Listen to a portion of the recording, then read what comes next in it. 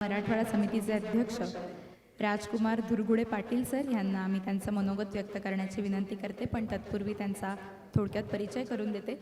या परिचयाची सुरुवात मला 4 ओळींनी करावीशी वाटते की त्यांच्या एका चाहत्याने त्यांच्यावर ह्या 4 ओळी लिहिलेल्या आहेत. ओळी अशा आहेत की बुद्धीच्या मशागतीचं बागायती रान तू, ढेकळातल्या दुबळ्या शेतकऱ्यांची शान तू, तहानलेल्या मराठवाड्याची आस तू, मराठवाड्याच्या प्रगतीतला श्वास तू. अशा 4 ओळी त्यांच्या चाहत्यांनी त्यांच्यावर लिहिलेल्या आहेत. प्रसिद्ध उद्योजक आणि सामाजिक कार्यकर्ते अशी मराठवाडा समन्वयक समितीचे अध्यक्ष राजकुमार धुरगुडे पाटील यांची महाराष्ट्रभर ओळख आहेच. मराठवाड्यातीलच नव्हे तर कोणत्याही भागातील गरजू होतकरू तरुणांच्या हाकेला ते धावून येतात. सदैव मदत आणि मार्गदर्शन करणं हा त्यांचा जणू धर्मच आहे. म्हणूनच त्यांची मराठवाड्यामध्ये मराठवाड्याचे बापू अशी सर्वत्र ओळख आहे. ग्रामीण भागातून पुण्यात शिक्षण नोकरीसाठी येणाऱ्या मुलामुलींसाठी त्यांनी 2 स्वतंत्र वसतिगृह बांधलेली आहेत. ती गरजूंना मोफत आहेत, तसंच इतरांना ती माफक दरामध्ये आहेत. आत्तापर्यंत 5,000पेक्षा जास्त तरुणांनी या सुविधेचा लाभ घेतला आहे.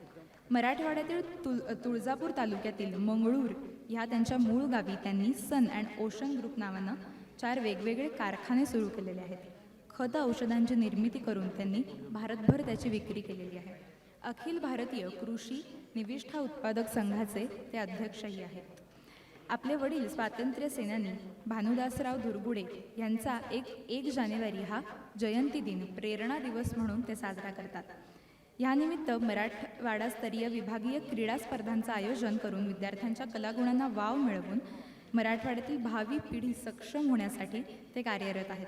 त्यांची 3 पुस्तकं आत्तापर्यंत प्रकाशित झालेली असून कृषीभूषण मासिकाचे ते संपादक आहेत. शिवाय मार्गज्ञ प्रकाशन संस्थेद्वारे त्यांनी अनेक सामाजिक, राष्ट्रीय तसंच माहितीचा अधिकार कायदा अशा पुस्तकांचं प्रकाशन महाराष्ट्रभर केलेलं आहे. त्याचं वितरणही त्यांनी केलेलं आहे. असे मराठवाड्याच्या शेती, माती आणि माणसावर भरभरून प्रेम करणारे असे राजकुमार धुरगुडे सर यांना मी त्यांचं मनोगत व्यक्त करण्याची विनंती करते.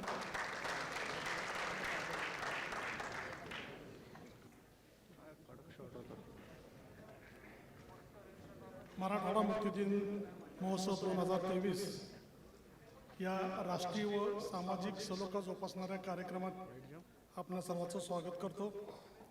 व्यासपीठावर विराजमान सर्व मान्यवर आणि या ठिकाणी जमलेले सर्व माझ्या भगिनी आणि बंधूंनो, मराठवाडा समन्वय समितीचे सर्व माझे सहकारी पत्रकार बंधू, व्यासपीठावर बसलेल्या सर्वांचं मी नाव आता घेत नाही, खूप वेळ झालेला आहे. आपल्याला आणखीन बऱ्याच जणांचे भाषण ऐकायचे आहे.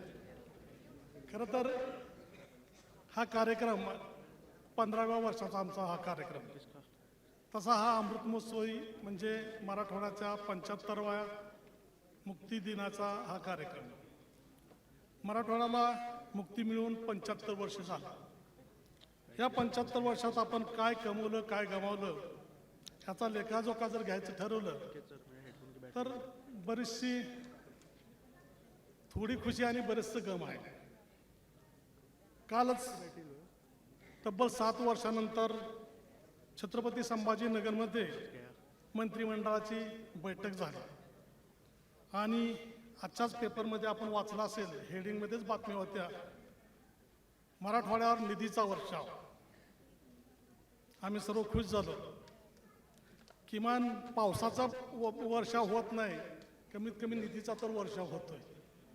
परंतु हा निधी जसा मराठवाड्यावरती पावसाचे काळे ढग नुसते वाकुल्या दाखवून पुढे जातात, तसाच हा निधी सुद्धा आम्हाला वाकुल्या दाखवून पुढे जात असतो. आणि आम्हाला म्हणावंसं वाटतं की मराठवाड्यावर आलेले पावसाचे ढग जसे गरजतात पण बरसत नाहीत, मग तो बरसेल काय अशी आपल्याकडे म्हण आहे. तशी शासनाने जाहीर केलेला हा निधी खरोखरच मिळेल काय? तर अशा ह्या विचित्र परिस्थितीत आपण आज येऊन पोहोचलो. अतिशय राजकीय परिस्थिती खूप वाईट आहे. एकूण भारताची परिस्थिती खूप चांगली आहे, जनता छान आहे, भरपूर कष्ट करतोय आपण, शेतकरी प्रचंड कष्ट करतायत, अगदी भारताच्या 140 कोटीला जीव घालून परदेशात अन्नधान्य भाजीपाला फळफळावर पाठवतायत. प्रचंड टॅक्स घेतला जातो आपल्याकडून, परंतु त्या पैशात काय करतात आपले राज्यकर्ते? तर काही नाही. कुठल्याही ठोस गोष्टी आपल्या देशात सध्या घडत नाही. गेली 1-2 शतकापूर्वी वाटत होतं ही लोक बऱ्यापैकी काम करतायत, परंतु आता यांनी खूप निराशा केली आहे. राजकारणाचं तर अगदी बट्ट्याबोळ करून सोडला आहे. तसं हा विषय इथला नसेल असं काही जणांना वाटेल, परंतु मी दरवर्षी सांगत असतो हाच विषय खरा. ह्यांच्याच हातात आपण संपूर्ण भारत दिला आहे. त्यांनाच आपण टॅक्स देतोय, आपल्यावरती प्रचंड टॅक्स लावला जातोय. तो वसूल करून हे त्या पैशात मजा करतात, मस्ती करतात. तर ह्यांना आपल्याला जाब विचारावाच लागणार आहे. तर मित्रांनो, तरुणांनो, खास करून तुम्ही जागृत व्हा आणि तुम्ही ह्या विरोधात आवाज उठवा. खूप वाईट स्थिती आहे. बऱ्याच वेळा जनतेला वाटतं की आपण कुठला टॅक्स देतोय आणि व्यापारी म्हणतात आम्ही टॅक्स भरतो. व्यापारी उद्योजक कुठलाही टॅक्स स्वतः भरत नसतो, तो जनतेकडून घेतो, ग्राहकाकडून घेतो, तो जनतेला शासनाला देतो. तर आपण सर्वजण टॅक्स भरत असतो, तर आपला ह्या देशाच्या पैशावर अधिकार आहे. तर त्या पैशाचा हिशोब विचारणं आपलं कर्तव्य आहे. त्या माध्यमातून मी बोलत असतो. काही जणांना वाटतं हे राजकारणावर टीका करतात, मी काय ह्याच सरकारवरती टीका करतो असं नाही. पूर्वीचेही कुठल्या पक्षाचे सरकार होते, त्यांच्याही चुकीच्या गोष्टीवर मी टीका करत होतो आणि चांगल्या गोष्टीचं कौतुकही करत होतो. कारण मी एक संपादक आहे आणि टीकाकार आहे असं म्हणलं तर काय हरकत नाही. परंतु परिस्थिती बरीचशी बिकट आहे. आपल्याला त्यावरती नियंत्रण करावं लागणार आहे. आत्ताच आपला मागच्या वर्षी भारताचा अमृत महोत्सव साजरा झाला आणि आता मराठवाड्याचा अमृत महोत्सव या वर्षी संपन्न झाला. अक्षरशः फक्त घोषणा केल्या की ह्या अमृत महोत्सवात आपण असं करू तसं करू. मराठवाड्यात तर अगदी मगाशी जी.आर. देशमुख साहेबांनी सांगितलं ते तर दोन वर्षापासून फिरतायत, पायाला भिंगरी लावल्यासारखे फिरतायत, पुढाऱ्यांना भेटतायत. आतापर्यंत 20-25 वेळा मुंबईला गेले. आम्हाला काहीतरी निधी द्या, आम्ही हा अमृत महोत्सव मोठ्या उत्साहाने आणि त्यात जनजागृती करून करू. परंतु कुठलाही निधी त्यांना दिला नाही. आम्ही स्वतःच्या पैशानं खर्च करून फिरलो, परंतु शासनानं कुठलाही निधी दिला नाही. आणि आता 46,000 कोटीचा वर्षाव करत आहे आपलं सरकार. हे खूप विचित्र असंच राजकारण चालू आहे सध्या.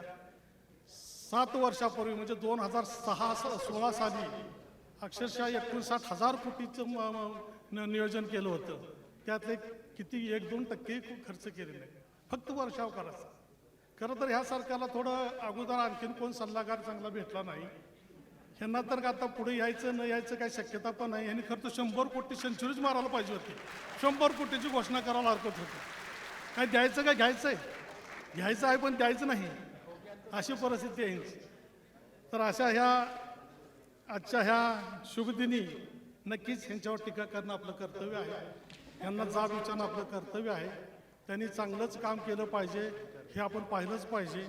आणि ह्याबाबत आपण तरुण, पत्रकार आणि आपण सर्वजण यांना कायमच जाब विचारत राहू. आपल्यावरती मराठवाड्यावरती निसर्गाची अवकृपा आणि राज्यकर्त्याची नाकर्तेपणा ह्या 2 गोष्टीमुळे मगाशी पाहुण्यांनी सांगितल्याप्रमाणे आपल्याला स्थलांतर करावं लागतं. पण स्थलांतर करणे काय फार वाईट नाही. मी तर म्हणत असतो स्थलांतर हे प्रगतीसाठी अतिशय पोषक आहे.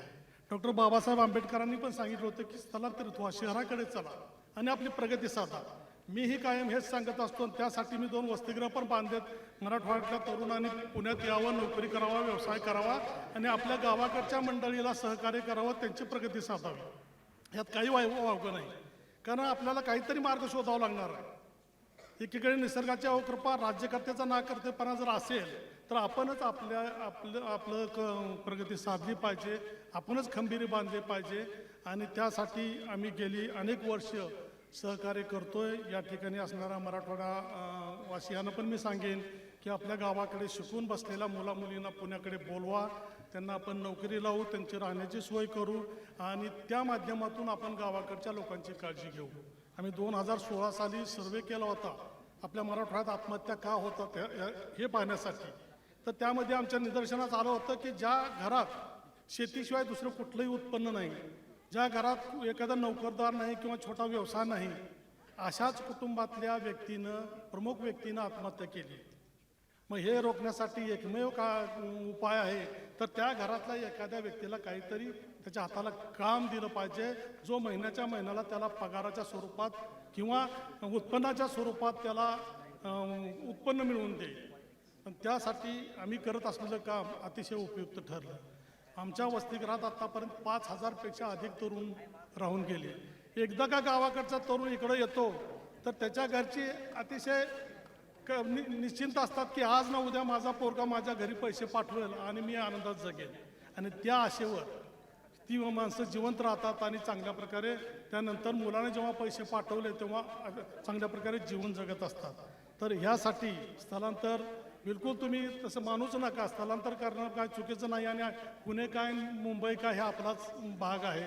आता त्या दिवशी सूरज इंगळेशी बोलताना थोडा प्रादेशिक विषयावरती बोलणं झालं आमचं. सूरज इंगळेचे थोडे वेगळे विचार असतील, परंतु आम्ही अजून पुण्यात आलो आहे. आम्ही मराठवाडा सोडून पुण्यात आलो आहे आणि आम्ही मराठवाडा करायला वेगळं व्हा असं म्हणणं चुकीचं आहे. त्यामुळे आम्ही त्या बंध्यात पडत नाही. जर तुम्हाला वाटत असेल की आपली प्रगती होईल मराठवाड्या बाहेर पडून तर तुम्ही विचार करा. आम्ही त्याला काही पाठिंबा देऊ शकणार नाही, कारण आम्ही स्वतः बाहेर आलो. मग आम्ही आमच्यातून तुम्हाला बाहेर निघा असं म्हणू शकणार नाही. तर सूरजशी माझं बोलणं झालं होतं, तो त्यासाठी थोडा वेगळ्या पद्धतीनं ती मांडणी करणार आहे. परंतु आमचं तर हे मत आहे. आज मला खूप आनंद होतोय. या ठिकाणी खूप मोठमोठी मंडळी आपल्याला लाभली आहेत.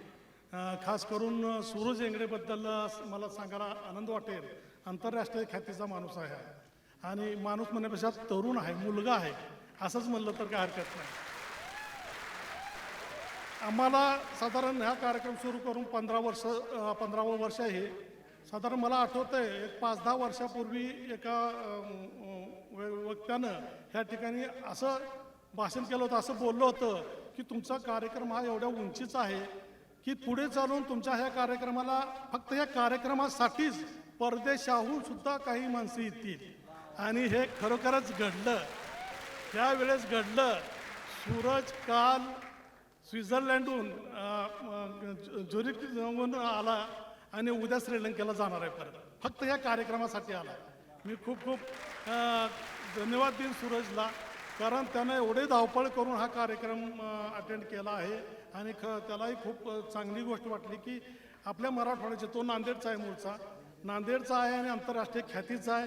आता त्याच दिवशी म्हणजे तो इकडे येणार होता, त्याच्या आदल्याच दिवशी त्याचं हॉलिवूडमधल्या पिक्चरचं म्हणजे हे पण झालं आहे. हॉलिवूडमधल्या पिक्चरमध्ये कामही करतात ते आणि खूप मोठे विचारवंत आहेत. फक्त हिरो नाहीत तर वैचारिक पण हिरो आहेत. तर असा हा खूप मोठ्या माणसाच्या सानिध्यात आपल्याला बसायला मिळालं. त्याचप्रमाणे आमचे विवेकानंद भोसले साहेब हे खूप मोठी व्यक्ती आहे. त्यांचे वडील दत्तोबा भोसले हे आपल्या मराठवाडा मुक्ती लढ्याचे खूप मोठे अग्रणी स्वातंत्र्य सेनानी होते. आणि दुर्दैवानं त्यांचा इतिहास हा समाजापुढे आला नव्हता.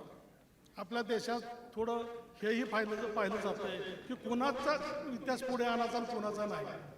मग कुणाचा आणायचा त्यानं काम जरी नाही केलं असलं तरी त्यांचा आणायचा, आणि कुणाचा आणायचा नाही ज्यानं काम जरी केलं असलं त्याचा आणायचा नाही. त्यात दत्तोबा भोसले एक होते. त्यांचा इतिहास कुठंही येऊ दिला नाही. परंतु मी विवेकानंद भोसले साहेबाचं अभिनंदन करेन की त्यांनी रिटायर झाल्यानंतर अतिशय परिश्रम घेऊन सर्व पुरावे शासनाला दाखवून एवढं मोठं आपल्या वडिलासाठी त्यांचे एकट्याचेच ते नाही, आमच्या सर्वांचेच ते वडिला समान आहे, आमच्या सर्वांचेच ते पालक होते. त्यांचं अतिशय मोठं काम अगदी शासनानं त्यांच्यावरती पुस्तके काढावं लागलं यांच्या पाठपुरावा आणि पुरावा दाखल केल्यामुळे. आणि आता मातोळ्या गावात त्यांचं मोठं दत्तोबा भोसले यांचं मोठं स्मारकसुद्धा मंजूर करून घेतलं कालच्या मीटिंगमध्ये. भोसले साहेब दुसरं काय होऊ न होऊ कमीत कमी हे स्मारक तरी व्हावं, ह्या शासनाने तेवढे 100 कोटी तर द्यावे. जेवढं काय निधी त्यासाठी केला आहे अशी मी अपेक्षा व्यक्त करतो. त्याचप्रमाणे त्या ठिकाणी पुरस्कारार्थी मंडळी खूप मोठ्या मोठ्या पदावरची या ठिकाणी आहेत.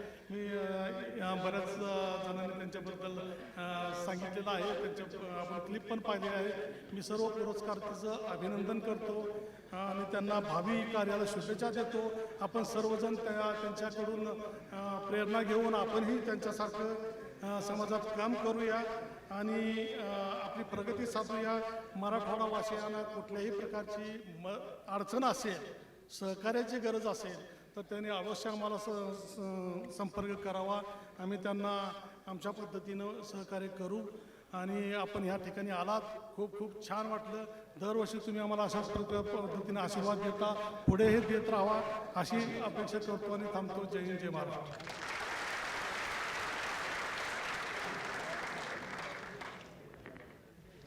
धन्यवाद सर. हे मदतीचे शब्द किंवा हे मदतीचं आश्वासन मला वाटतं प्रत्येक मराठवाड्यातून स्थलांतरित होणाऱ्या व्यक्तीसाठी दिलासा देणारे आहे. एक वाक्य सरांच्या भाषणातून मला तुमच्यापुढे ठेवावंसं वाटतं. वाक्य असं आहे की true freedom is about becoming free from everything including your self.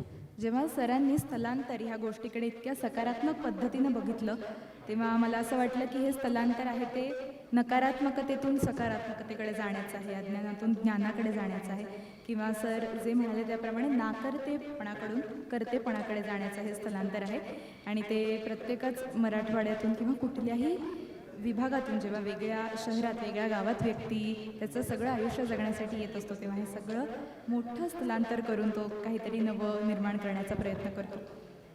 हे सगळं आयुष्य जे स्वतः जगलेले आहेत ते सगळे मान्यवर आज इथे व्यासपीठावर उपस्थित आहेत. त्यापैकी आता श्री रामनाथ पोकळे सर यांना मी विनंती करते की त्यांनी त्यांचं मनोगत व्यक्त करावं.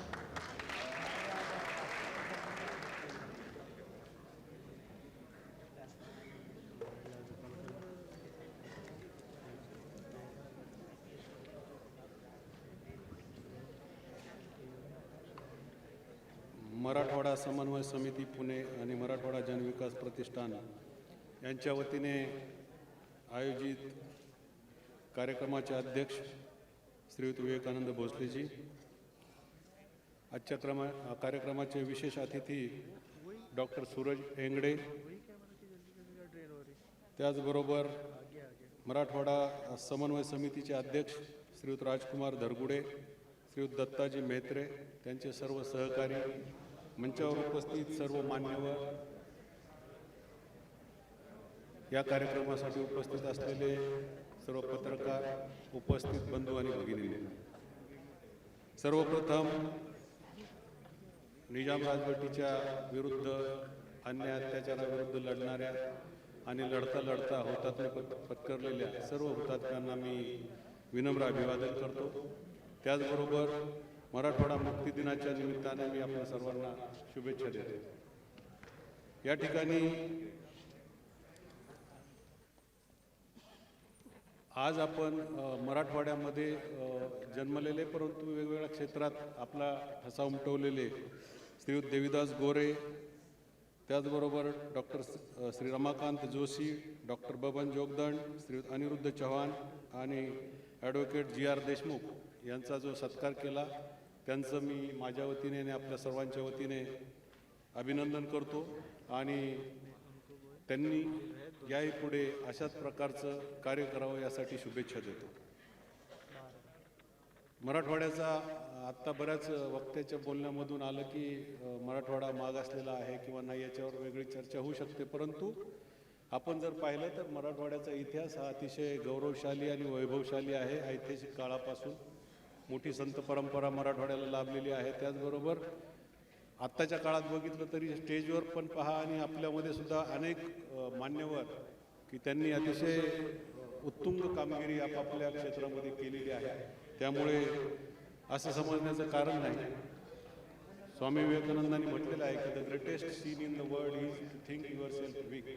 स्वतःला आपण दुसऱ्यापेक्षा काहीतरी कमी आहे असं समजणं हे खूप मोठं पाप आहे आणि हे जर तुम्ही मनातून काढून टाकलं तर निश्चितपणे तुम्हाला एक पॉझिटिव्ह ॲटिट्यूडने काम करण्याची संधी मिळेल असं मला वाटतं. तर असं असलं तरी मला वाटतं की जी काही निजामशाहीची राजवट होती 200-2.25 वर्ष मराठवाड्यावर, त्यावेळी काही गोष्टीकडे निश्चितपणे दुर्लक्ष झालं. त्याच्यामधलं शिक्षण क्षेत्र एक महत्त्वाचा भाग आहे, कारण अतिशय कमी शिक्षणाच्या सुविधा त्या काळामध्ये मराठवाड्यामध्ये होत्या. कॉलेजची संख्या बघा किंवा विद्यापीठाची संख्या बघा, अतिशय म्हणजे नव्हतीच. आणि आपला मराठवाडा विद्यापीठ म्हणजे आत्ताचं डॉक्टर बाबासाहेब आंबेडकर विद्यापीठ 1958ला आपण त्याची स्थापना झालेली आपल्याला सगळ्यांना माहिती आहे. त्यामुळे शिक्षणाची एकतर दुरावस्था आणि दुसरी गोष्ट मराठवाड्यामध्ये असलेलं मुख्य जे व्यवसाय आहे लोकांचा तो शेती. मेजॉरिटी लोक शेतीवर अवलंबून होते, पावसावर अवलंबून शेती होती, सततचा दुष्काळ नापिकी आणि त्याच्या अनुषंगाने असलेल्या सर्वच ज्या काही समस्या आहेत आता अनेक वक्त्यांनी या ठिकाणी बोलून दाखवल्या. त्या जरी नैसर्गिक असल्या तरी मानवनिर्मित किंवा सामाजिक सुद्धा अनेक समस्या मराठवाड्यात आहेत. अज्ञान आहे, अंधश्रद्धा आहे, कर्मकांड, या सगळ्या गोष्टीवर अजूनसुद्धा खेड्यापाड्यामध्ये आणि ग्रामीण भागामध्ये काम करण्याची आवश्यकता आहे असं मला वाटतं. आणि शिक्षण तर सगळ्यांनीच त्याचं महत्त्व विशद केलेलं आहे. महात्मा फुल्यांनी तर सांगितलेलं आहे की विद्येविना मती गेली, मतीविना नीती गेली, नीतीविना गती गेली आणि गतीविना वित्त गेले. आणि वित्त गेल्यामुळे शूद्र खचले आणि सर्व जे काही गोष्टी घडल्या त्या म्हणजे शिक्षण न मिळाल्यामुळे घडल्या. त्यामुळे शिक्षणाचं महत्त्व हे निश्चितपणे आहे. इथं वक्त्यांनी सुद्धा सांगितलं तर तुमच्याकडे 2 रुपये असतील तर 1 रुपयाची भाकरी घ्या आणि 1 रुपयाचं पुस्तक घ्या असं डॉक्टर बाबासाहेब आंबेडकरांनी सांगितलं. ते निश्चितपणे खरं आहे. ज्ञानार्जन करणं, ज्ञान घेणं हे अतिशय महत्त्वाचं आहे.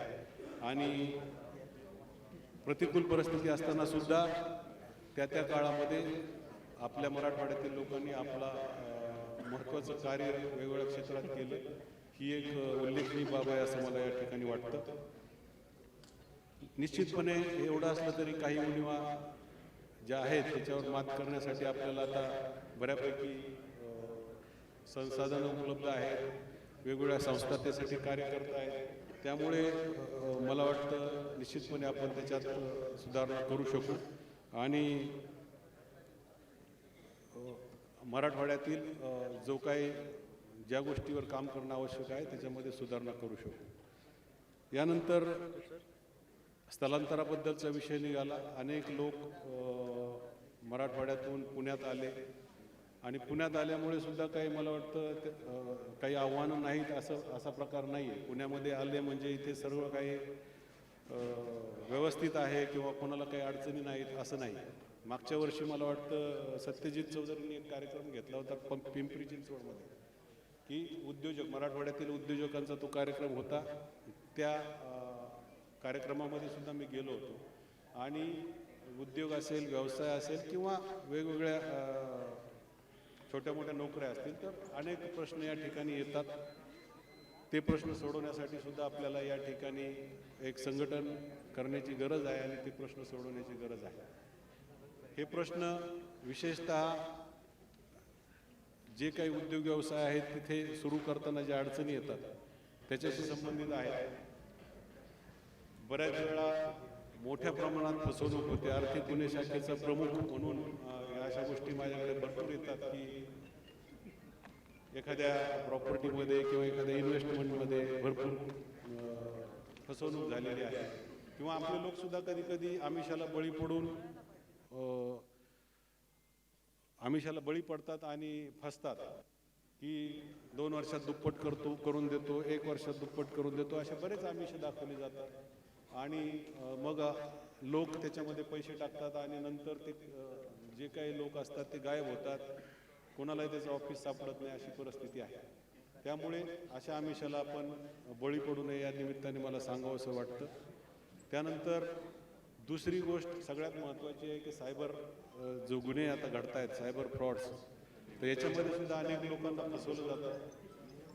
घरबसल्या पैसे कमवा किंवा कुणाला तरी फोन करून लाईटचं बिल तुमचं थकलेलं आहे, लाईट बिल भरा किंवा अमुक स्कीममध्ये तुम्ही पैसे टाका किंवा काय म्हणजे वेगवेगळ्या प्रकारे लोन ॲप, एक लोन ॲप पण एक प्रकार आहे की फास्ट लोन मिळण्याचे बरेच ॲप्स आहेत, त्याच्यावर लोक आपले लोन घेतात आणि मग नंतर त्यांना ब्लॅकमेलिंग केलं जातं, त्यांची शोषण केलं जातं.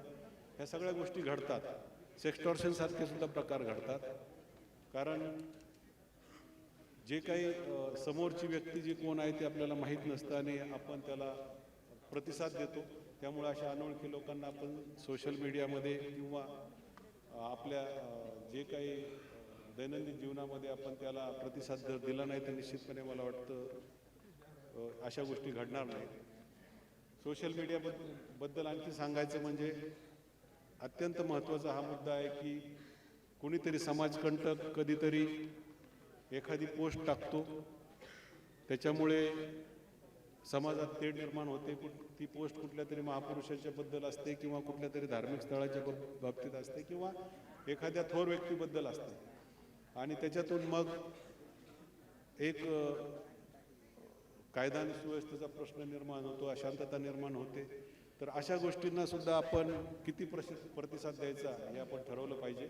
कारण ज्या ठिकाणी अशांतता असेल, ज्या ठिकाणी कायदा आणि सुव्यवस्था नसेल, त्या ठिकाणी निश्चितपणे कोणत्याही प्रकारची प्रगती होणं दुरापास्त आहे असं मला वाटतं.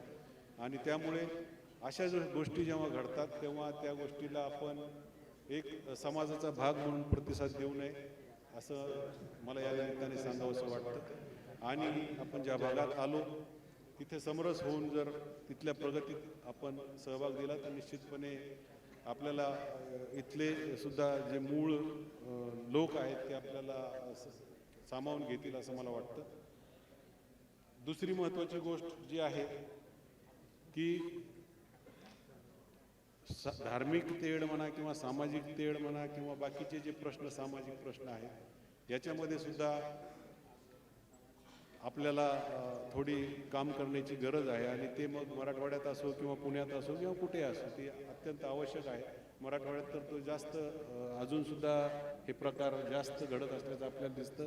सामाजिकसुद्धा प्रश्न डॉक्टर जोशींनी सांगितले की महिलांच्या बाबतीत असतील, कुपोषणाच्या बाबतीत असतील किंवा महिलांचा छळ होण्याच्या बाबतीत असतील, अजूनसुद्धा अनेक जिल्ह्यांचा सेक्स रेशो मला वाटतं महाराष्ट्रात सगळ्यात कमी मराठवाड्यातल्या काही जिल्ह्यांचा आहे.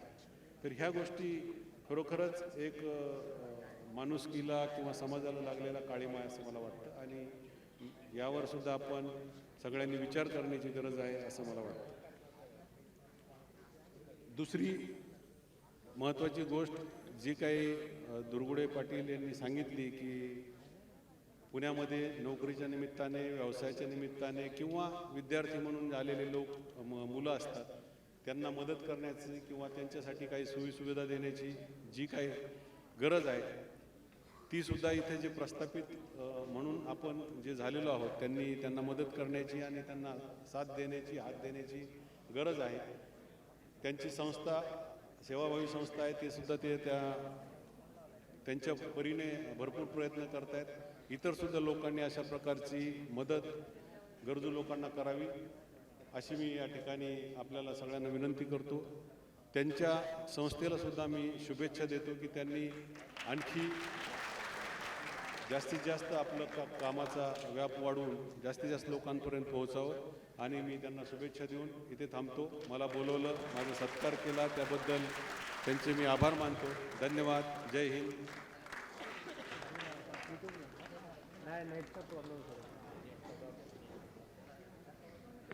मनापासून धन्यवाद सर. आपण कार्यक्रमाच्या अगदी शेवटाकडे आलेलो आहोत. तत्पूर्वी एक सूचना की वैभवशाली मराठवाडा 2023 हा विशेषांक बाहेर स्टॉलवर विक्रीसाठी उपलब्ध आहे. 100 रुपयामध्ये हा अंक आपल्याला विक्रीसाठी उपलब्ध आहे. त्यामुळे घरी जाताना हा अंक घेऊनच सगळ्यांनी घरी जावं. यानंतर मी कार्यक्रमाचे अध्यक्ष श्री विवेकानंद दत्तोबा भोसले सर यांना अशी विनंती करते की त्यांनी आपलं मनोगत व्यक्त करावं.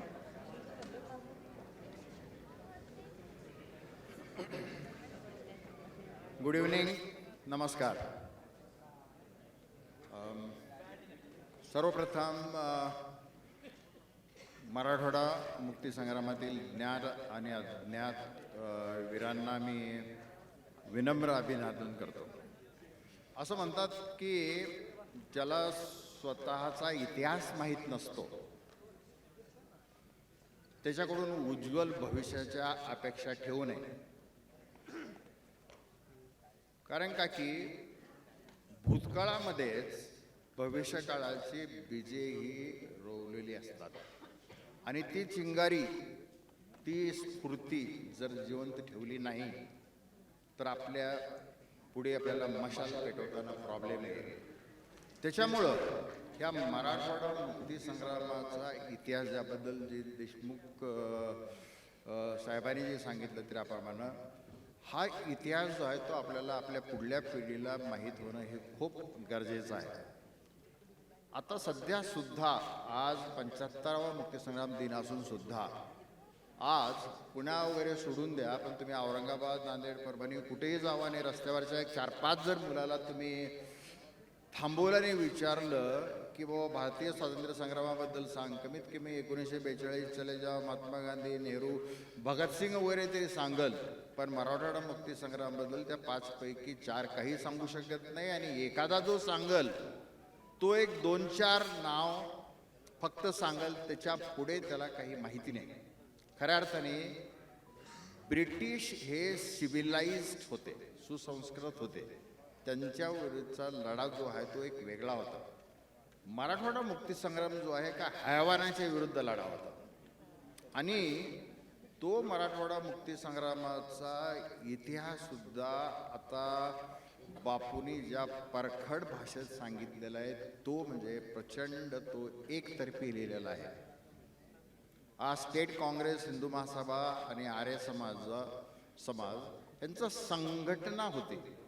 त्या संघटनेमुळं असहकार किंवा सत्याग्रह म्हणून जो शहरी भागामध्ये लढा झाला 90% इतिहास फक्त तोच लिहिलेला आहे. पण ही जी हैवान जे आहेत हे शहरामध्ये धुमाकूळ घालत नव्हते, ही गावाखेड्यामध्ये धुमाकूळ घालत होते आणि 12 बलुतेदार सर्व जाती धर्माच्या लोकांनी मिळून स्त्रिया, पुरुष, गोफणी आणि कुराडी आणि दांडे घेऊन हा लढा लढलेला आहे. त्याच्याबद्दल आपल्याला खूप गोष्टीची कल्पना नाही आणि त्यासाठी बापूचं, माझं आणि आत्ताच कमलाकर सावंत केला तो प्रयत्न आहे की तो सशस्त्र लढा आणि ही आरामवीर आणि ही आपले वीर जे आहेत त्यांचा इतिहास समोर यायला पाहिजे. जर इतिहास आला नाही तर उदाहरणादाखल देता येईल की संभाजी महाराज हे स्त्री लंपट आणि व्यभिचारी होते, हे आम्हाला लहानपणी आमच्या पुस्तकात शिकवलेलं आहे.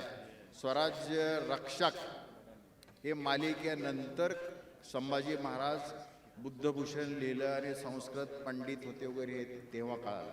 त्याच्यामुळे ह्या इतिहासाचं महत्त्व आहे. पण आपण जर बघितलं तर मराठवाडा हा 500 वर्ष 700 वर्ष गुलामगिरीत वगैरे होता. म्हणजे आपल्याकडे ओके गुलामगिरी मानसिकता जरी होती तरी आपल्या मराठवाड्याचं काही इतिहासामध्ये योगदान नाही का? प्रचंड योगदान आहे. प्रतिष्ठान, पैठण ही साम्राज्य जे आहे ते पूर्ण जगामध्ये फेमस होतं.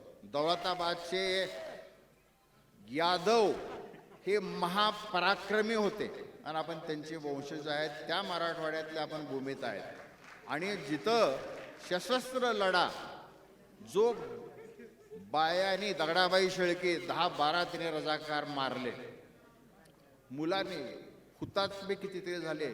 काहीही शस्त्र आधुनिक नसताना सुद्धा त्या हैवानाविरुद्ध लढून हा मराठवाडा जो आपण स्वतंत्र केलेला आहे त्याचा इतिहास आपल्याला जाणून घेणं हे गरजेचं आहे. म्हणून तर म्हणतो मी की चिंगारी आपल्याला जिवंत जे आहे ते ठेवले पाहिजे. हे इतिहासाचं झालं, पण पुढे काय? पुढे काय?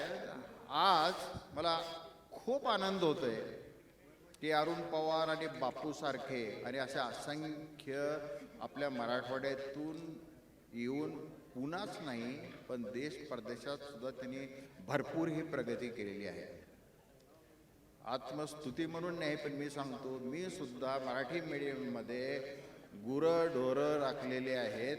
एका दिवसासाठी नाही, 3-3 महिने राखले आहेत. करडीचे खळे केलेले आहेत, ज्वारीचे खळे केलेले आहेत. तरीही मी एका अमेरिकन कंपनीचा मॅनेजिंग डायरेक्टर होऊ शकलो, एका जर्मन कंपनीचा मॅनेजर होऊ शकलो. असे कितीतरी तुम्हाला उदाहरणं सापडतील. त्यामुळं पोकळे सरांनी एक आत्ता सांगितल्यासारखं स्वामी विवेकानंदाचं खरोखर मला सुरुवातीला तशी थोडी बहुत ॲप्रिहेन्शन भावना होती, पण मला वाटतं आपण मराठवाड्यातल्या लोकांना थोडं बहुत सेल्फ इस्टीम किंवा सेल्फ कॉन्फिडन्स थोडा स्लाईड कमी असतो. खऱ्या अर्थाने आपण कशामध्येच कमी नाही. त्याच्यामुळं म्हणजे तुम्ही दररोज आरशापुढे उभे राहा आणि स्वतःची तारीफ करा. सकाळी उठल्या उठल्या जी आहे ती, वाह मी कसा आहे म्हणून. आणि सेल्फ इस्टीम राहू द्या, सेल्फ कॉन्फिडन्स राहू द्या. मित्रांनो, टेक्नॉलॉजी, इनोव्हेशन आणि मॅनेजमेंटच्या व्यतिरिक्त सामाजिक प्रश्नावर बोलणं हे माझं 5-6 महिन्यापासून सुरू झालेलं आहे. अदरवाईज तोच विषय नेहमी असायचे, पण 5-6 महिन्यामध्ये थोडी जाणकारी जरा जास्त झालेली आहे. मी वेगळ्या संघटनामध्ये मी काम करत आहे. तर मी आणि बापू आम्ही बोलतोय की आम्हाला थोडं बहुत व्यापक स्वरूपात म्हणजे थोडं ॲम्प्लिफाय करायचं आहे. आमची जी काही ऑलरेडी एफर्ट सध्या चालू आहेत ते म्हणजे, आणि मी स्वतः ते सुरू केलेलं आहे, ते म्हणजे बापूने सांगितले की तुम्ही लोकांना इकडे बोलवा. आत्ता सध्या ह्या सगळ्या डिस्रप्टिव्ह टेक्नॉलॉजीमुळं, टेक्नॉलॉजिकल इनोव्हेशनमधल्या सगळ्या ह्या रॅडिकल चेंजेसमुळं जे आहे ते आपल्याला आपली conventional thinking, civil, mechanical, electrical, BCom वगैरे वगैरे ह्याच्या व्यतिरिक्त different branches, different ideas out of syllabus करून एंटरप्रेनरशिप म्हणजे उद्योगाकडे वळणं ही आपल्याला प्रचंड गरजेचं आहे. नोकऱ्या नाहीत, दिवसेंदिवस नोकऱ्या ही कमी होत चाललेल्या आहेत, होणारच आहेत. आणि टेक्नॉलॉजीच्या ॲडव्हान्समेंटमुळं जे आहे तो स्किल सेट बदलू लागलेले आहेत. आता आपल्याला टायपिस्ट लागत नाहीत, डाटा ऑपरेटरसुद्धा लागत नाही, ट्रान्सलेटर लागत नाहीत. गुगलनं सर्व केलेलं आहे. याचा अर्थ शिक्षण महत्त्वाचं नाही असं नाही. शिक्षण हे डेफिनेटली महत्त्वाचं आहे, पण ते साधन आहे, साध्य नाही. आता सध्या एंटरप्रेनरशिपवर गेल्याशिवाय पर्याय नाही. कुठलाही बिझनेस करा, पण बिझनेस, मी तर शासनाकडे मागणी केली आत्ता कालच अजित पवारबरोबर आमची चर्चा झाली त्यावेळेस, की एंटरप्रेनरशिप डेव्हलपमेंट हा आपल्या म्हणजे हायस्कूलपासून हा सब्जेक्ट तुम्ही ठेवा. आणि उद्योगासाठी मी आता खूप लोकांना बोलताना माझ्याकडे जे नोकरी मागायला येतात यंगस्टर्स, आणि त्यावेळेस मी त्यांना म्हणतो तुम्ही उद्योग का सुरू करत नाही. तर एक टॅट कम्स ए रिप्लाय की पैसा कुठं आहे. खऱ्या अर्थाने म्हणलं तर उद्योगधंद्याला पैसा लागतो, पण दॅट इज थर्ड. तिसरा क्रमांक आहे. पहिला पॅशन पाहिजे, जिद्द पाहिजे, मला उद्योजक बनायचंच आहे. प्रोडक्ट आणि आयडिया लागते सेकंड. आणि तुमच्याकडे जर जिद्द आहे आणि प्रोडक्ट आणि आयडिया आहे तर पैसा मिळतो. बँकेत जाण्याची आजकाल गरज नाही. इतके एंजल इन्व्हेस्टर्स आणि प्रायव्हेट इक्विटी होल्डर्स प्रचंड आहेत. माझ्या मुलाचा स्वतःचा मोठा व्यवसाय आहे, पण त्याने 1 रुपयासुद्धा बँकेकडून अजून कर्ज घेतलेलं आहे. पॉसिबल आहे. इतक्या सवलती, सबसिडी, स्कीम्स सर्व आहेत. त्यामुळे एंटरप्रेनरशिपकडे वळावं. आम्ही जे आहे ते एक एंटरप्रेनरशिप डेव्हलपमेंटचा कोर्स ऑलरेडी सुरू केलेला आहे. इथं काही ते करता येईल का ते पाहू. आणि ज्याला नोकरी करायची नाही ते लक्षात ठेवा, एम्प्लॉयबिलिटी म्हणजे रोजगार क्षमता ही भयंकर इम्पॉर्टंट आहे. आपल्या मराठवाड्यामध्ये साधारणतः इंग्लिश, इकॉनॉमिक्स, एलोकन्स, एटिकेट ह्या 4 बाबतीत जे आहे ते थोडं कमी पडतात. तर त्याची सुद्धा करणं खूप गरजेचं आहे. आणि एका क्रांतिकारकाचा वारसा म्हणून ते मी पुढे चालवतोय. ह्या अनामवीराचं इतिहास डोळ्यापुढे आणायचा आणि पुढच्या पिढीला उद्योजकताकडे कसं वळवायचं. 10वी, 11वी, 12वी पासूनच्याच विद्यार्थ्याच्या मनामध्ये कसं रुजवता येईल की उद्योगाकडे जा बाबा. मला एक इतका अनुभव आलेला आहे की मी एकदा 265 विद्यार्थ्यासमोर एंटरप्रेनरशिप उद्योग जगता काच बेटर आहे सांगताना मी जस्ट त्यांना सांगितलं की जर नोकरी करायची ते ह्या बाजूला बसा आणि बाकीचे ह्या बाजूला बसा. 265 पैकी एक सोडला तर 264 नोकरीवाल्याकडे येऊन बसले.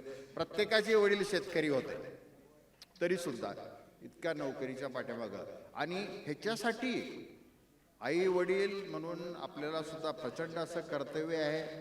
ही मिथ्स जी आहेत, जुन्या म्हणी आहेत, ही अक्षरशः केराच्या टोपलीमध्ये आपल्याला टाकून द्यावं लागणार आहे की गुजराती मारवाडीच्याच रक्तात उद्योग असताना आपल्या रक्तात नाही. Absolutely wrong. अंथरून पासून पाय हा काय म्हणतात, अंथरून पसरून हातपाय पसरा. अरे अंथरून बदला, कशाला आकडतं त्याच्यामध्ये घ्यायचं. पैसा वाईट आहे. अरे पैसा कधीच वाईट नाही. ज्यावेळेस तो अल कायदाचा मारला गेला, ओबामा, सॉरी ते ओबामा आहे कोण तो, हा, तर त्यालाही डॉलर आवडतच होते. त्यामुळे पैसा काय वाईट नाही, माणसं वाईट आहेत ते जे आहेत ते. त्याच्यामुळे ह्या जुन्या ज्या गोष्टी आहेत ते आपल्याला थोडं बदलावं लागणार आहेत आणि त्यासाठी ती मानसिकता आपल्याला बदलावं लागणार आहे. ह्या मराठवाडा समन्वय समितीचे काम जे आहे ते प्रचंड चांगलं आहे. मला या पाठीमागच्या 2 वर्षापासून माझी बापूची वगैरे जी मैत्री झाली ती ह्याच आमच्या समान आचार विचारामुळं. आणि मी सर्व हे मराठवाडा सन्मान मिळाल्यांचं मी अभिनंदन करतो आणि धन्यवाद.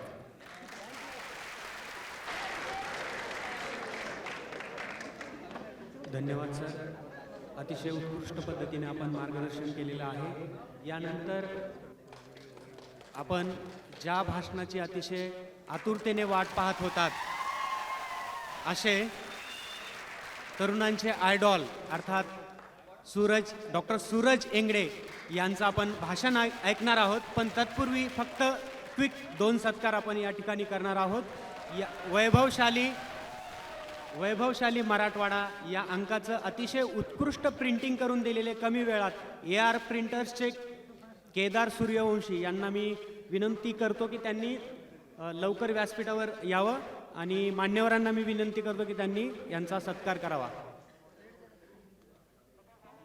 केदार सूर्यवंशी AR प्रिंटर्स पुणे हे लातूरचे आहेत आणि पुण्यामध्ये त्यांनी अतिशय मोठं प्रिंटिंगचं सेटअप उभारून ते प्रिंटिंगचा व्यवसाय सांभाळत आहेत.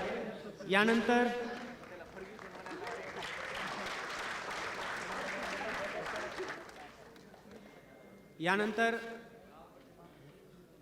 आपल्या कार्यक्रमाचं अतिशय उत्कृष्ट सूत्रसंचालन करणारी तेजस्विनी गांधी, तिला मी स्टेजवर आमंत्रित करतोय आणि डॉक्टर सूरज एंगडे यांना विनंती करतोय की त्यांनी तेजस्विनीचा सत्कार करावा.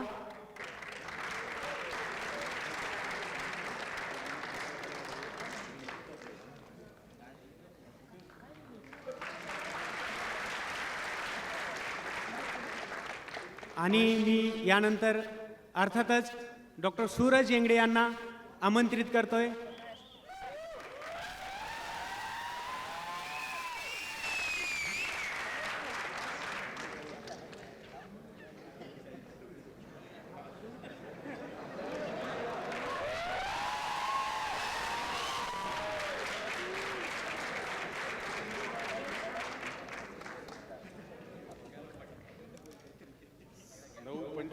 झालेले आहेत. मला तुमचं माहित नाही पण मला भूक लागलेली आहे आणि मला विचारांची पण थोडी भूक लागलेली आहे. आज मला जवळपास काही आठवड्यांपूर्वी डॉक्टर बबन जोगदंड यांचा फोन आला. आता जोगदंड साहेबांचा फोन आणि मी हैदराबादमध्ये होतो. हैदराबादमध्ये काही 1 दिवसासाठी का 2 दिवसासाठी होतो आणि त्याच्यानंतर कुमार केतकरांसोबतचा कार्यक्रम होता. पुस्तकाचं 3ऱ्या आवृत्तीचं कास्ट नाटकाचं प्रकाशन होतं आणि त्या निमित्ताने जात होतो आणि त्यांनी म्हटलं की बाबा मराठवाडा समन्वय समिती आमची एक आहे आणि तुला इथं यायचंय. मला ते ऐकताच मला छान वाटलं की बाबा मला असं आमंत्रण आलेलं आहे. आणि माझ्या डोक्यामध्ये असा विचार आला की आता इथं जाऊ कसं, कारण सहजासहजी जे कॅलेंडर आहे ते ऑलरेडी डिसाईड असतं खूप वेळा. पण मग त्यांनी म्हटलं की नाही, पाटील साहेब फोन करतील. तुम्ही म्हटलं काम करा, त्यांना मला मेसेज पाठवायला सांगा. मी सहसा फोन उचलत नाही. मग त्यांचा फोन आला आणि आमची चांगली चर्चा झाली.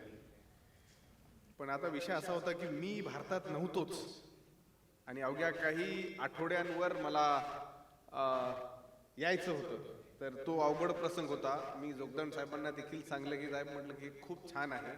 ते म्हणले आपले लोक जोरदार आहेत, तुम्ही आलं पाहिजे. मी तेव्हा 3 दिवसानंतर मग इटलीला होतो, त्याच्यानंतर मग स्वित्झर्लंडला होतो, मग जर्मनी करून मग आता इथं यायचं पुण्याला. कारण हा प्रवास माझा ॲक्च्युली मी पुढे चाललो. उद्या श्रीलंकेचे एक खासदार आहेत व एका पक्षाचे ते नेते आहेत, त्यांच्याशी उद्या बैठक आहे. पण मग विचार केला की बाबा इथं आता यायचं आहे तर कसं यायचं काय नाही, त्याच्यासाठी एअरपोर्ट खूप बदलावी लागली. ती पहिलं जायचं कुठून, कारण मला फक्त सकाळी 5 वाजता उद्या निघून जायचं. तर म्हटलं पण आता इथं आलं पाहिजे, काहीतरी नियोजन कसं तरी करून आलं पाहिजे. आणि कॅलेंडरचं असं शेड्यूल होतं की श्रीलंकेमध्ये मी जवळपास एक आठवडाभर राहून मग मी लंडनला जाणार आहे. मग तिथून मी परत स्वित्झर्लंडला जाऊन मग परत हायडेलबर्गला जाऊन मग अमेरिकेमध्ये मॅडिसनमधून मग मी जाईल बर्कलीमधून मी जाईल LA लॉस एंजलिसच्या नंतर मग UC युनिव्हर्सिटी ऑफ कॅलिफोर्निया डेव्हिसमध्ये जाणार आहे. तिथून मग आता प्लॅन बनतोय व्हॅन्कूव्हरमध्ये नोव्हेंबरच्या दुसऱ्या आठवड्यात राहणार आहे. तर असा हा प्रोग्राम डिसाईड होता. मराठवाड्याचं आमंत्रण आलं. मी त्या आमंत्रणाला मला सन्मान भेटला. म्हटलं तेवढ्याच जगाभर चाललोय, मराठवाड्याच्या कार्यक्रमाला मला आलं पाहिजे. हा कार्यक्रम आज 75वा मराठवाडा मुक्ती दिन म्हणून साजरा होतोय. तर सर्व सन्माननीय मंच, जसं धुरगुडे पाटील साहेबांनी जो प्रोटोकॉल ठेवला, कोणाचे नाव घेत नाही म्हटले, कारण वेळ वाया जातो. कारण तुम्ही सर्व सन्माननीय, तुमचा सर्वांचा परिचय झालेला आहे, त्याच्यामध्ये मी जास्त वेळ घालत नाही. पण मंचाचा खरंच सन्मान करतो. जेवढे पुरस्कारती आहेत, मराठवाडा संयोजन समितीचे कार्यकर्ते आहेत, इथं आपल्या तन मन धनाने ज्यांनी या कार्यक्रमाचं आयोजन केलं, या तमाम लोकांसाठी आपण मनपूर्वक टाळ्या वाजवून त्यांना शुभेच्छा द्या, त्यांना प्रोत्साहन द्या. आणि जेव्हा जेव्हा वेळ भेटेल तेव्हा तेव्हा त्यांच्या कामाची तुम्ही मदत करा. पत्रकार मित्र आलेले आहेत, त्यांना बातमी टाकावी लागते. आता त्यांना उशीर झाला. खूप वेळा पत्रकार मित्रांची अशी अपेक्षा असते की लवकर झालं तर दुसऱ्या दिवशी बातमी येईल. तुम्ही थांबलात, तुमचेही धन्यवाद. आपल्याला मी पुण्यामध्ये काही महिन्यांपूर्वी आलो होतो. जोगदंड साहेबांनी सांगितलं की आपल्याला काहीतरी कार्यक्रम करायचा आहे. आता ते म्हटल्यानं हो म्हणावं लागेल. तुम्ही म्हटलं हो, पण माहीत नव्हतं की हाच कार्यक्रम होईल. चांगला झाला. तेव्हा जो कार्यक्रम होता तेव्हा आता आपल्या नसलेले प्राध्यापक हरी नरके, अतिशय तुफान व्यक्तिमत्व, अतिशय संशोधक, म्हणजे जवळजवळ 3 दशकं ज्यांनी समाजाचं प्रबोधन केलं, ज्यांचे व्याख्यान, त्यांचे संशोधन ऐकून आमच्यासारखे युवा संशोधक तयार झाले, कार्यकर्ते तयार झाले. अनेक चळवळीमध्ये त्यांनी योगदान दिलं. चळवळी बामसेपासून किंवा अनेक त्यांचे सत्यशोधक मुवमेंटचे, अनेक ते महात्मा फुलेंच्या विचारांचे पाईक होते. असे हरी नरके आपल्यामध्ये नाहीत. त्यांचेही मी आज स्मरण करतो. ते आज असते तर ते अतिशय खुश झाले असते. असे आमचे हरी नरके सर. आज 3 महत्त्वाच्या लोकांच्या जयंती आहे. 17 सप्टेंबर म्हणजे 3 लोक आपल्याला, एक पहिलं श्रीलंकेचे अनागारिक धर्मपाल, ज्यांनी श्रीलंका सोडून, जे ख्रिश्चन जन्मले होते व इथे येऊन बौद्ध धम्म काय, धम्म समजून घेणं पाहिजे, आणि त्या उपासनेनं ते भारतात आले. इथं महाबोधी सोसायटी नावाची एक संस्था त्यांनी उभारली व त्या संस्थेमार्फत अनेक उपक्रम त्यांनी भारतामध्ये राबवले. त्यांचा एक लढा होता की बौद्ध गयामध्ये जिथं ब्राह्मणवादी संघटनांचं वर्चस्व आहे, जिथं ब्राह्मणांनी कब्जा केलेला आहे, तिथं ते बौद्धांचं वास्तव आहे, तिथं बौद्धांना ज्ञान प्राप्ती झालेली आहे, ते दूर केलं पाहिजे. तिथे कोर्टामध्ये ते त्या काळात गेलेले असे अनेक कार्यक्रम पाल श्रीलंकेचे घेऊन भारतात स्थायिक झाले. आज त्याची जयंती आहे. दुसरे म्हणजे आमचे आवडते EVR पेरियार रामास्वामी. EVR पेरियार रामास्वामी म्हणजे त्याच विचारधारेचे, त्याच संस्कृतीचे, त्याच लढायचे. तेलुगू भाषिक त्या काळात जो होता ते त्यांचं उगम आहे. पण येऊन त्या काळात मद्रास प्रोव्हिन्स होता. मग मद्रासमध्ये ते स्थायिक झाले व मद्रासमध्ये धनदांडग जमीनदार वर्गातला माणूस होता. पण जिथं अन्याय आहे, जिथं असमानता आहे, तिथं त्यांनी आपल्या धनदांडग्य असलेल्या स्वतःच्या प्रिव्हिलेजेसला न बाळगता त्यांनी या व्यवस्थेविरुद्ध अतिशय महत्वाचा लढा भारतभर लढवला. असे EVR पेरियार रामास्वामी ज्यांनी एथिस्ट मुवमेंट, रॅशनलिस्ट मुवमेंट आपल्याला समजून सांगितली, आपल्या इकडे आणली. व त्या काळात रशिया म्हणजे तिकडं कम्युनिझम काय आहे, साम्यवादाचा काय विचार आहे समजून घेण्यासाठी तिकडं आणि सोव्हिएत राष्ट्राच्या अनेक देशामध्ये ते गेले. तिथं मी त्यांच्या DK द्रविडन काळगम नावाच्या त्यांचे आताचे जे त्यांचे अध्यक्ष आहेत त्यांच्यासोबत मी काही वेळ घालवला. त्यांचे आर्काइव्ह भेटलं, कारण तमिळनाडू सरकारने मला एक व्याख्यान द्यायला बोलवलं होतं स्टेट सोशलिझमवर. तेव्हा मी पेरियार आणि आंबेडकर यांच्या विचारांचं एक राज्य सोशलिस्ट विचारधारेने कसं बनलं पाहिजे, संविधान त्याची आपल्याला मुभा देतं, ते करायला गेलो असता तेव्हा मला आणखीन त्यांच्या कामाचा परिचय झाला. असे EVR पेरियार रामास्वामी. आणि तिसरे म्हणजे अतिशय तुफानी पत्रकारितेचा मोठा डंका पेटवून समाजामध्ये सामाजिक न्याय व धार्मिक असमानता कशी पुरली पाहिजे याचा पुरस्कार करणारे प्रबोधनकार केशवराव सीताराम ठाकरे यांची देखील आज जयंती आहे.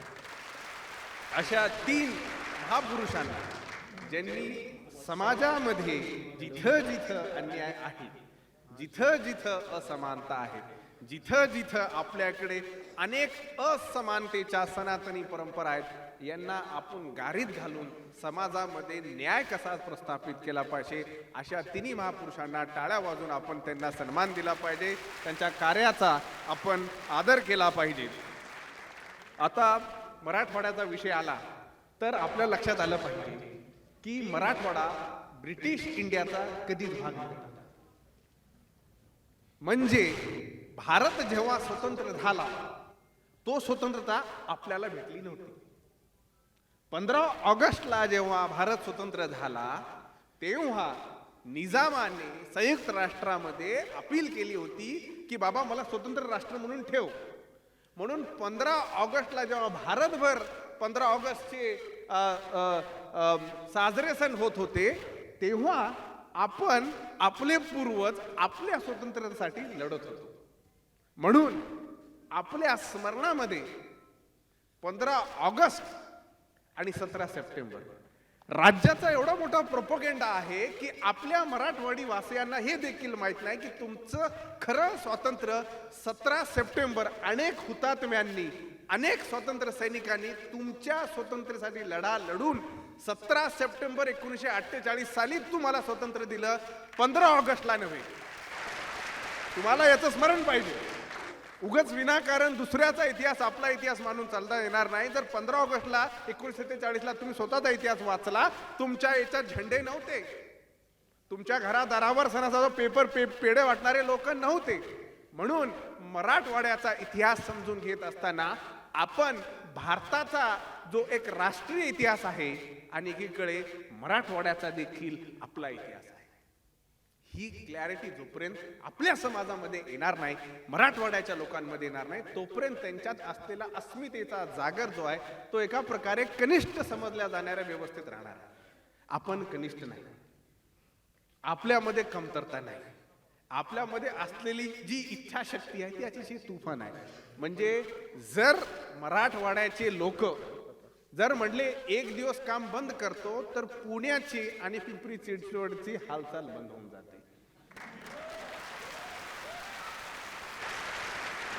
म्हणजे एवढं महत्वाचं. आणि पाटील साहेब सांगत होते की स्थलांतर किती महत्वाची प्रक्रिया आहे. स्थलांतराच्यातूनच अनेक आपल्याकडे उपक्रम घडलेले आहेत. आपल्याकडे या गोष्टींमुळं, स्थलांतराच्या अनेक बाबींमुळे आपल्याला याच्यावर प्रबोधन झालेलं आहे. आता मराठवाडा समजून घेत असताना समजलं पाहिजे मराठवाडा हे मराठवाडा नाव होतं का? मराठवाडा ओळख कधीची आहे? आधुनिक आहे, मध्ययुगीन आहे, प्राचीन आहे, याचा एक हिस्टॉरिकल एव्हिडन्स काय आहे आपल्याकडे? मराठवाडा म्हणजे काय? एटिमॉलॉजिकली शब्दांचा जर विज्ञान पाहिलं तर याचं काय उगम आहे? कुठला वाडा आहे? मराठ म्हणजे काय मराठ? आणि मराठ्याचा काय वाडा? जोपर्यंत या कल्पना आपण एका तात्विक रूपाने समजून घेत नाही, संशोधक रूपाने समजून घेत नाही, तोपर्यंत आपल्याला मराठवाड्याबद्दल अनेक शंका निर्माण होऊ शकतात. आणि अनेक वेळा आपण आपल्याच भूमिका मांडत असताना आपण डिफेन्सिव्ह म्हणून आपल्या भूमिका मांडतो. स्वतःच्या स्वातंत्र्याची, स्वतःच्या माणुसकीची जर आपल्याला प्रचिती द्यायची असेल तर त्याला डिफेन्सिव्ह होणं कदापि चालणार नाही. तुमच्यामध्ये तो एक आत्मविश्वास पाहिजे. जेव्हा तुम्ही इतिहास सांगणार तेव्हा त्या इतिहासामध्ये तुम्ही स्वतःचे असलेले प्रतिबिंब जे आहेत ते देखील त्याच सल्लगतेने तुम्ही मांडले पाहिजे. आपल्या इकडे अशोकांच्या काळात जवळपास 16, मला वाटतं 16 महाजनपद होती. महाजनपद म्हणजे नॅशनल हायवे, आजची नॅशनल म्हणजे. आणि जनपद का महत्वाची होती? जिथं जिथं जनपद होती, जसे नद्या होत्या तसे जनपद होती. नद्यांच्या बाजूला वेगवेगळे वास्तव झाले, तसेच हायवेज जनपदांच्या बाजूला वेगवेगळे हायवेज झाले, तिथं लोकांचे वास्तव झाले. त्याच्यापैकी एक अतिशय महत्वाचं जनपद म्हणजे अशमाक नगरी. अशमाक ह्या जो भाग आहे हे आताच्या थोड्या प्रमाणात का होईना मराठवाड्याचा भाग आहे. आणि अशमाक संस्कृती ही बौद्ध संस्कृती आहे. जोपर्यंत आपल्याला अजिंठा वेरूळ जवळपास 1300 वर्ष त्याच्यावर काम केलेलं आहे, अनेक राजांनी अनेक पिढ्यांनी त्याच्यावर काम केलेलं आहे, आणि त्याचा पुरावा आपल्याला अजिंठा या लेण्यामध्ये भेटतो. अजिंठा लेण्याचा इतिहास जेव्हा आपण पाहतो तर तो एक महाजनपदाचा भाग होता. आणि अनेक त्या काळी अनेक धनदांडीय व्यापारी जे स्थलांतर करायचे ते बौद्ध होते, बौद्धांचे उपासक होते, धम्माचं पालन करायचे. आणि धम्माचं पालन करून आपली एक जबाबदारी आहे बा, म्हणून मी काय करतो तर मी धम्माच्या प्रसारासाठी जसं सम्राट अशोकाने एकेकाळी करून गेलं तसंच त्याचंच अनुकरण मी आपल्या इकडे असलेले जे काही गुफे आहेत किंवा जे काही शिल्पकला आहेत त्या मार्फत करतो. म्हणून व्यापारांचा धर्म असलेला बौद्ध धम्म अशमाक नगरीच्या माध्यमातून भारतभर पसरला जातो. त्याचंच उदाहरण आपल्याला पैठण किंवा अन्य ठिकाणी भेटतं. आपण काय करतो, पैठण म्हटलं की मध्ययुगीन इतिहास सांगतो. अहो, मध्ययुगीनचा पहिलेच आपण प्राचीन इतिहास सांगा. प्राचीन इतिहासामध्ये मग तुम्हाला तुमचा आत्मविश्वास भेटेल. नाहीतर आपण काय करू, आणि जी चूक वेळोवेळी करण्यात येते, निजामाचं राज्य म्हणलं की हिंदू मुसलमान वाद. अहो, हिंदू कोण होता? हिंदूची ओळख काय होती? हिंदू तयार तरी होता का? मुसलमान एक कॉन्सॉलिडेटेड ओळख होती. जेव्हा निजाम इकडून आला तुर्क राष्ट्रातून, तुर्कीतून आला, त्याचे पिढ्या इथं अनेक घडल्या. 17व्या शतकापासून त्यांचं आपल्याकडे चांगलं उदाहरण देते. 224 वर्ष ज्याचं इथं राज्य होतं. अशा निजामशाहीने जवळपास 7-8 पिढ्यांनी इथं राज्य केलं. आणि जेव्हा ते आले होते, धर्म आणि सत्ता कशी ठेवायची त्यांच्यामध्ये होतो. पण इथं हिंदू कुठला होता?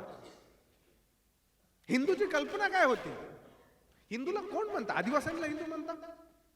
दलितांना हिंदू म्हणता? भटक्यांना हिंदू म्हणता? नाही म्हणता येणार.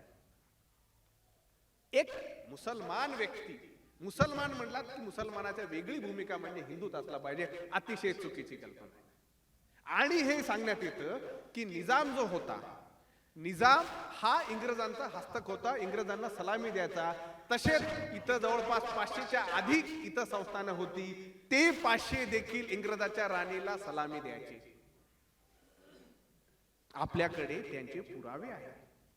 त्या काळाचा तो प्रोटोकॉल होता. पण निजामशाहीने जी काय जुलमी केली भारतामध्ये, जसं मुसलमानाची खिलाफत मुवमेंट चालली तशीच नॉन कॉपरेशन मुवमेंट ही गांधींनी चालवली. साइड बाय साइड बाबासाहेब आंबेडकरांनी राष्ट्राच्या उन्नतीसाठी असलेली मुक्तीची चळवळ बाबासाहेबांनी 1930च्या दशकात चालवली. आता त्या चळवळीला जर आपण पाहिलं तर आपल्याला मराठवाड्याच्या संदर्भात असं लक्षात येईल की मराठवाडा एका प्रकारे त्या जटिल विभागाचा एक भाग होता आणि हा श्रीमंत देखील होता. याचं उदाहरण असं, कारण निजाम म्हणजे ज्या राज्याचा राजा हा जगातील सर्वात श्रीमंत माणूस होता, याचा अर्थ ते राज्य देखील श्रीमंत होतं, पण त्या राज्यामधले असलेले लोक गरीब होते.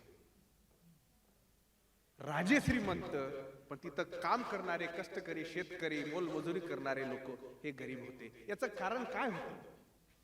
याचं कारण इकडं म्हणजे त्याचे निजामाचा जर स्कोप पाहिला तर तेलंगणाचे 8 जिल्हे मराठी स्पीकिंग म्हणजे तेलुगू, कन्नड आणि आपल्या इकडे असलेले मराठी यांचा जर पाहिला तर तेलंगणामध्ये जवळपास 16 जिल्हे त्याच्या हस्तगत होते. मराठीचे 5 होते आणि कन्नडचे 3 होते.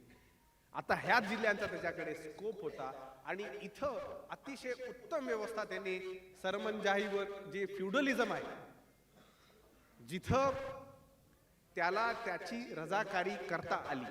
ती रजाकारी कशासाठी आणली तर इथं असलेला जमीनदार जो वर्ग होता, जमीनदारी या वर्गाने तिथं तयार केली. निजामाने आपला जो पगडा आहे, निजामाचा पगडा हा इथं असलेल्या शेती जमिनी निहाय व्यवस्थेची धावता आणि म्हणून रयतवारी इकडे आणण्यात आली. रयतवारी आपल्याकडे आहे. रयतवारीचाच आउटकम आपल्याला अनेक आजच्या याच्यामध्ये त्या काळात असं सांगण्यात येतं की त्याच्या प्रशासनात 500 लोक होती. 500 जी महत्वाची लोक होती त्यांच्याकडे प्रत्येकाकडे 500 एकर जमीन होती आणि ते त्याच्या 500 एकर जमिनीवर राबून घ्यायचे आणि त्याला हवा असलेला तेवढा त्याचा कर त्याला चुपचाप द्यायचे. असा एक प्रकार आपल्याकडे अनेक ठिकाणी होता. जहागीरदारीचा प्रकार आपल्याकडे दिसायला भेटतो. 42% निजामाचा जो कर होता जमिनीचा तो जहागीरदारीतून यायचा आणि ह्या जहागीरदारीतून 4 प्रकारचे जुलमी व्यवस्था तयार झाली. देशमुखी, पाटीलकी, सावकारी आणि प्रशासकी. या 4 व्यवस्था लोकांनी जमिनीतून इथं तयार झालेली एक व्यवस्था जी आपल्याला आधुनिक काळामध्ये भांडवलशाहीच्या रूपाने दिसते, पण त्याच्या आधी जमिनी निहाय या व्यवस्था होत्या. याचे पुरावे आपल्याला निजाम समजून घेत असताना, मराठवाड्याचा इतिहास समजून घेत असताना व इथला गरीब कष्टकरी समजून घेत असताना लक्षात येतो. मराठवाड्यातले जर शेतकरी एवढे आत्महत्या करत असतील तर याचाच अर्थ असा आहे की जिथं जहागीरदारी रयतवारी होती त्याच कल्पनेच्या आजही जमिनीच्या निगडीत असलेले व्यवहार, अर्थव्यवहार जिवंत आहे. गरीब जो शेतकरी आहे, जो देशमुख नाही, जो मोठमोठ्या शेताचा मालक नाही, त्याची अवस्था काय? ज्याच्याकडे निदान 1-2 एकर शेती आहे, पुऱ्या घराचं त्याला पगारच आहे, तिथं सावकारी आलेली आहे. सावकार तुम्हाला अनेक प्रकारचे विटंबना करून तुमच्या असलेल्या ज्या काही थोड्या बहुत मूलभूत सुविधा आहेत ते तुमच्याकडून हिसकावून घेतो. म्हणून आपल्याला जर समजून घ्यायचा हा इतिहास, आपल्याला जमिनीच्या निगडीत असलेले अनेक व्यवसाय व त्या व्यवसायातून तयार होणारी अर्थव्यवस्था हाची समज जोपर्यंत येणार नाही तोपर्यंत आपल्याला फक्त गौरवशाली मराठवाडा म्हणणं कुठे ना कुठे आपल्याला धोक्यात आहे. आणि ह्या व्यवस्था आपल्याकडे जिवंत आहे. मी कोल्हापुरात गेलो होतो. कोल्हापुरातले आमचे मराठा समाजाचे कार्यकर्ते म्हणजे आमच्याकडे देशमुखी नाही. म्हटलं नेमकं काय प्रकार आहे समजून सांग. आमच्याकडे देशमुखी नाही काय प्रकार आहे? आणि ते म्हणजे छत्रपती शाहू महाराजांच्या विचारांचे. तर ते म्हटले की जिथं ज्यांच्याकडे जमिनी आहेत आणि त्याचा जो उल्लेख केला जातो की जमिनींच्या निगडीत एक मोठा व्यावसायिक तयार झालेला आहे, ज्याच्या हाताखाली वेठबिगार करणारे, सालगिरी असणारे लोक आहेत. मग जेव्हा अशी व्यवस्था निर्माण होते तेव्हा साहजिकच आहे लोकांमध्ये जो आहे तो त्यांचा एक उद्रेक तयार होतो. उद्रेकातून क्रांती होते आणि क्रांतीचंच फल गरीब लोकांनी लढलेला या मराठवाड्या मुक्ती संग्रामाचा आहे. म्हणून जेवढे काही गरीब, जेवढे काही परिचित अपरिचित सैनिक ज्यांनी स्वतंत्र मराठवाड्यासाठी स्वतंत्र झाला पाहिजे या भूमिकेसाठी लढले, अशा तमाम शूरवीरांना आपण आदरांजली वाहिली पाहिजे.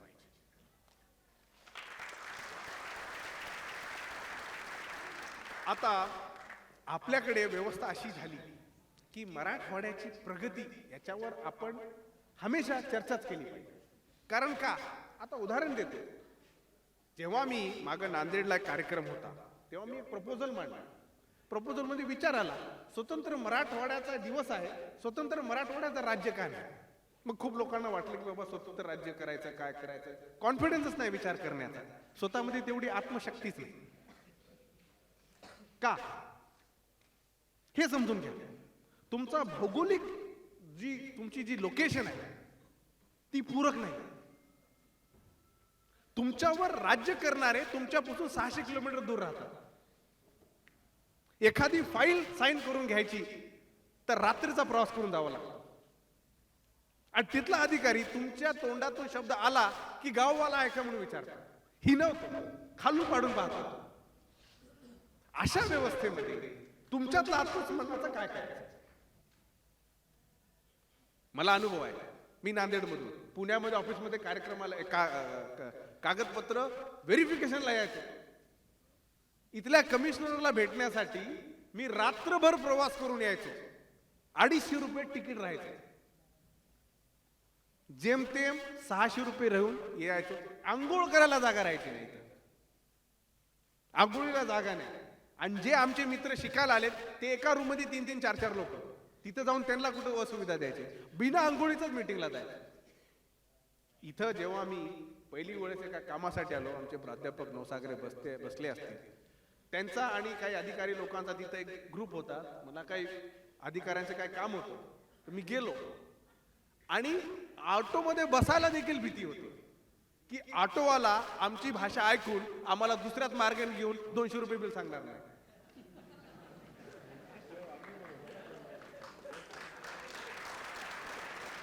तर अशा व्यवस्थेमध्ये जसं आपण दिल्लीला शिव्या घालतो तसं आपण कधी कधी मुंबईला शिव्या घालतो. आणि छोटी राज्याची कल्पना ही सुव्यवस्थेसाठीची आहे. फक्त अस्मिता आहे, बाकी ते आहेच. इतिहास प्रत्येक विभागाचा आहे आणि त्याच्यामध्ये वाईट नाही. पण मी जो विचार सांगतोय हा विचार मला युरोपात आला. पाटील साहेब, मला युरोपात आला की राज्य एवढी छोटी आहे, अतिशय छोटी राज्य आहेत, काही जिल्ह्यांपुरती राज्य आहेत. आणि काय आहेत? ऑफकोर्स त्यांची भाषा वेगळी आहे, त्यांचे धर्म वेगळे आहेत, त्यांचे पंथ वेगळे आहेत, कधी कधी सारखे आहेत, पण छोटे काय? सुव्यवस्था मला एक चांगलं कारण दिसलं. अहो, इथं जमीनदारासारखा एक पदाचा एक अधिकारी किंवा मुख्यमंत्री असतो. आता जर तुम्हाला 10 कोटी लोकांचं सुव्यवस्था बघायची, 10 कोटी, तर एका नेतृत्वाकडे जबाबदारी देऊन कशी चालेल? मोरे साहेब,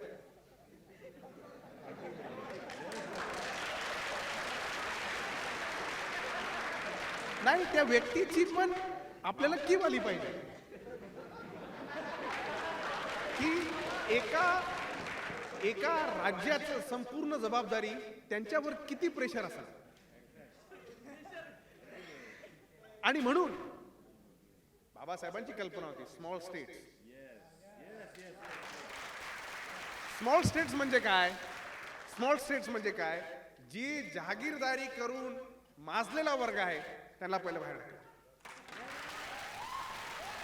ज्यांच्याकडे अवैध संपत्ती आहे, अवैध जमीन आहेत, या लोकांनी इथल्या लोकांना दाबून ठेवलेला आहे. जोपर्यंत यांना आपण या व्यवस्थेतून दूर हाकलत नाही तोपर्यंत आपल्यातल्या अस्मिता असलेल्या त्या दुय्यम दर्जाच्या असतात. ही गोष्ट आपल्याला समजली पाहिजे. आणि जेव्हा मी युरोपात होतो आणि छोट्या राज्यात होतो तेव्हा मी पाहिलं की मी वेळोवेळी सांगितलं, आपला राज्यकर्ता जास्तीत जास्त 3.5 ते 4 तासाच्या अंतरावर, म्हणजे अकाउंटेबिलिटी जिवंत राहते. माझा राज्यकर्ता 12 तास दूर राहतो, जायपर्यंत थकून जातो, विचारच येत नाही अकाउंटेबिलिटी कशी राहील. आणि गेलो तर आपण आपले आवेदन पत्र भीक मागल्यासारखे घेऊन जातो. ही विनंती आहे, आम्हाला थोडं बोध द्या. आणि आपल्याला समजलं पाहिजे मराठवाडा म्हणजे 8 खासदार आहेत का आपल्याकडे सध्याला? मराठवाड्यातून 8 म्हणजे फक्त 8 खासदार आहेत. जरी 3 मुख्यमंत्री या विभागाने दिले, शंकररावांचा मुलगा विलासराव, आता 4 कोण आहे? शिवाजी निलंगेकर राहिले तिसरे, तर 4 दिले. तरीही आपल्यामध्ये असलेली जी व्यवस्था आहे तरी देखील आपल्याला चांगल्या शिक्षणासाठी इकडंच यावं लागतं.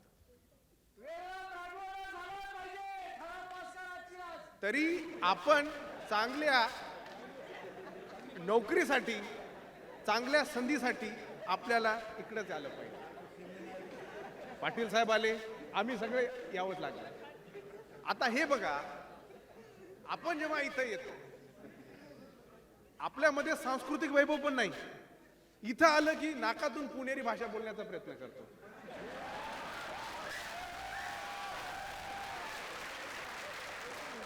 चिन्मय तन्मयच्या नावाने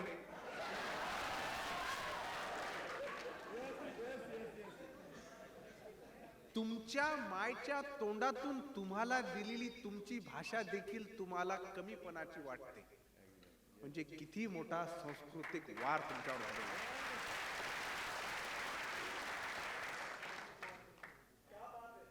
आपल्याला जर मराठवाड्याचं कौतुकच करायचंय तर मग पुण्यात कशाला येतं?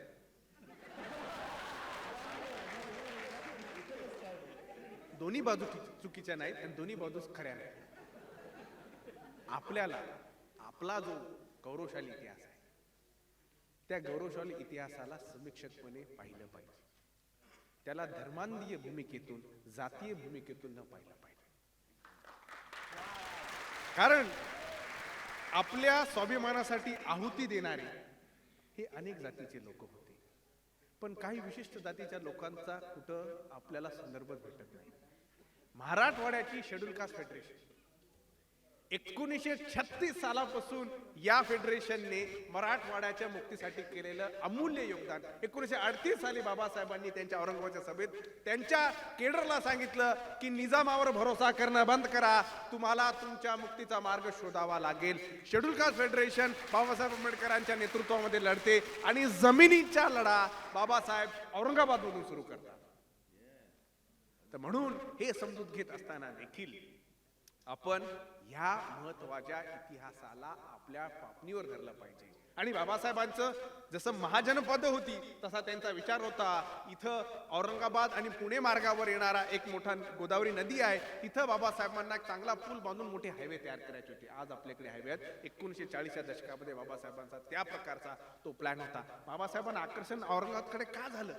एक तर त्यांचे आजोबा जेव्हा ते नोकरीत होते त्या छावणीमध्ये त्यांची मृत्यू झाली होती, तो एक कारण असावं. पण महत्वाचं कारण म्हणजे तिथं असलेल्या बौद्ध लेण्या. महाराष्ट्रामध्ये जवळपास असं सांगण्यात येतं देशामध्ये 1100 का 1200 लेण्या आहेत, त्याच्यापैकी 900 लेण्या महाराष्ट्रात आहेत. आणि या लेण्या म्हणजे तुमच्या पूर्वजांनी दिलेले तुम्हाला संदेश आणि उपदेश आहे.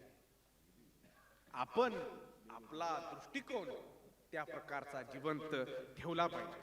आता वेळोवेळी काय होतं, जसं पाटील साहेबांनी सांगितलं की एवढ्या वर्ष उदासीनता होती शासनाकडून, आता अचानक 46,000 करोड दिले.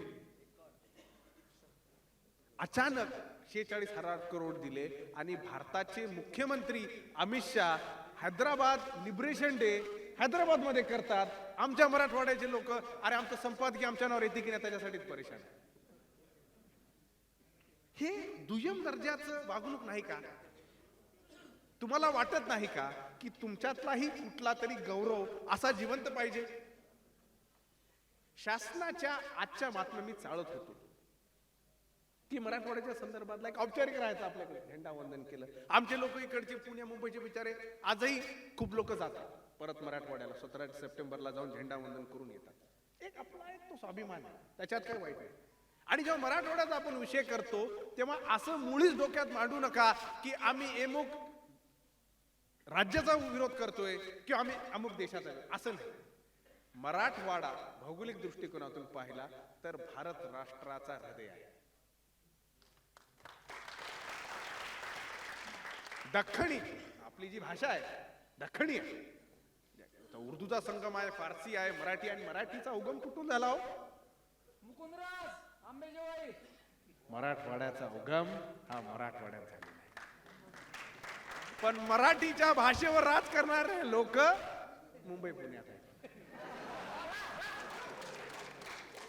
आणि मुंबई पुणे काय वाईट नाही, मुंबई पुणे काही वाईट नाही, फक्त तुम्ही तुमच्या आईने दिलेल्या शब्दाचा तसाच वापर केला आणि तुमच्यावर जर कोणी भेदभाव केला नाही तर मुंबई पुणे खूप चांगलं आहे.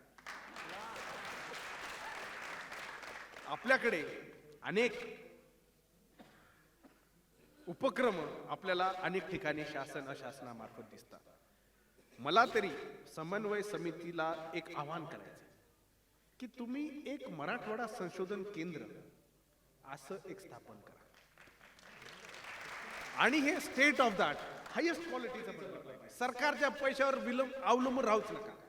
ज्या दिवशी सरकारवर अवलंबून राहिलं त्या दिवशी तुम्ही सरकारचे धार्जिन होता आणि दरवर्षी मग फायली घेऊन जावं लागतात, पैसे द्या, लोक अप्रूव्ह करायचे आणि ते तुम्हाला हे करतात. मराठवाड्याचे पुण्यातले जे लोक आहेत, अनेक जे लोक आहेत किंवा गैर मराठ्याचे लोक आहेत, मराठवाड्याचे लोक आहेत ज्यांना इतिहासाच्या संदर्भामध्ये किंवा वेगवेगळ्या परिप्रेक्षामध्ये अभ्यास करण्याची एक आपल्याला डेटा जोपर्यंत राहणार नाही तोपर्यंत आपल्याला अनेक विषयावर बोलायला सोयीस्कर राहणार नाही. म्हणून मी तुम्हाला आवाहन करतो की एखादं चांगल्या दर्जाचं संशोधन केंद्र बनवा. या संशोधन केंद्रामध्ये वेगवेगळ्या विषयावर अभ्यासाला इथलेच नाही तर परदेशाचे संशोधकाला बोलवा. इथे येऊन संशोधन कर. स्टॅनफोर्ड युनिव्हर्सिटीचे एक प्राध्यापक आहेत थॉमस ब्लूम हान्सेन, आमचे चांगले मित्र आहेत, अँथ्रोपॉलॉजिस्ट आहेत. मराठवाड्यामध्ये गेल्या 10 वर्षापासून ते संशोधनच करत आहेत. औरंगाबादला येतात, परभणीत येतात, अनेक ठिकाणी जातात. मी आता ज्युरिकमध्ये होतो तर तिथं जोहानेस बेल्ट्स नावाचा तिथला 1993 साली महार बुद्धिस्ट चळवळीवर त्याने काम केलं होतं. त्या जोहानेस बेल्ट जो स्विस नागरिक आहे तो म्हणाला की मी मराठवाड्याचे जवळपास सगळे जिल्हे फिरून आलो आणि त्यांनी त्याच्या संशोधनामध्ये त्याची मांडणी केलेली आहे. म्हणून आपल्याला आपलं जर जिवंतपणाचं उदाहरण द्यायचं असेल तर आपल्याला 2-3 टप्प्यावर काम करणं मला वाटतं महत्वाचं आहे. आपल्याकडे अनेक ठिकाणी आपल्याला लक्षात येतं की 17 सप्टेंबरच आहे, पण मराठवाड्या मुक्ती संग्रामाचे जे नेतृत्व होतं त्यांना महाराष्ट्राच्या उत्कृष्ट सेनान्यांमध्ये स्थान आहे का? त्यांचं नाव घेतलं जातं का? उदाहरण बालभारतीचे पुस्तक इतिहासाचे. मी राज्याच्या माध्यमातून शिकलेला आहे. राज्याच्या माध्यमातून शिकल्यामुळं मी इतिहास जेव्हा वाचला मला माझ्या विभागाचा इतिहास मला तरी स्मरणात नाही असा लिहिलेला होता. काहीच नव्हतं. ॲटलिस्ट माझ्या वेळेस जेव्हा मी इतिहास वाचत होतो शाळेमध्ये तेव्हा माझ्या विभागाचा याच्यावर काहीच मांडणी केलेली मला दिसली नाही. त्याच्यामुळं मी जो इतिहास वाचला तो साताऱ्याचा इतिहास वाचला, मी जो इतिहास वाचला तो कोल्हापूरचा वाचला, मी जो इतिहास वाचला तो रत्नागिरीचा वाचला, मी जो इतिहास वाचला तो पुण्याचा वाचला. मी नांदेडचा इतिहास बालभारतीच्या पुस्तकात का नाही वाचला? मी हिंगोलीचा इतिहास बालभारतीच्या पुस्तकात का नाही वाचला? आम्ही का कुठं कमी पडलो का आमचे वैभल्य आमचे वैभव दाखवण्यासाठी?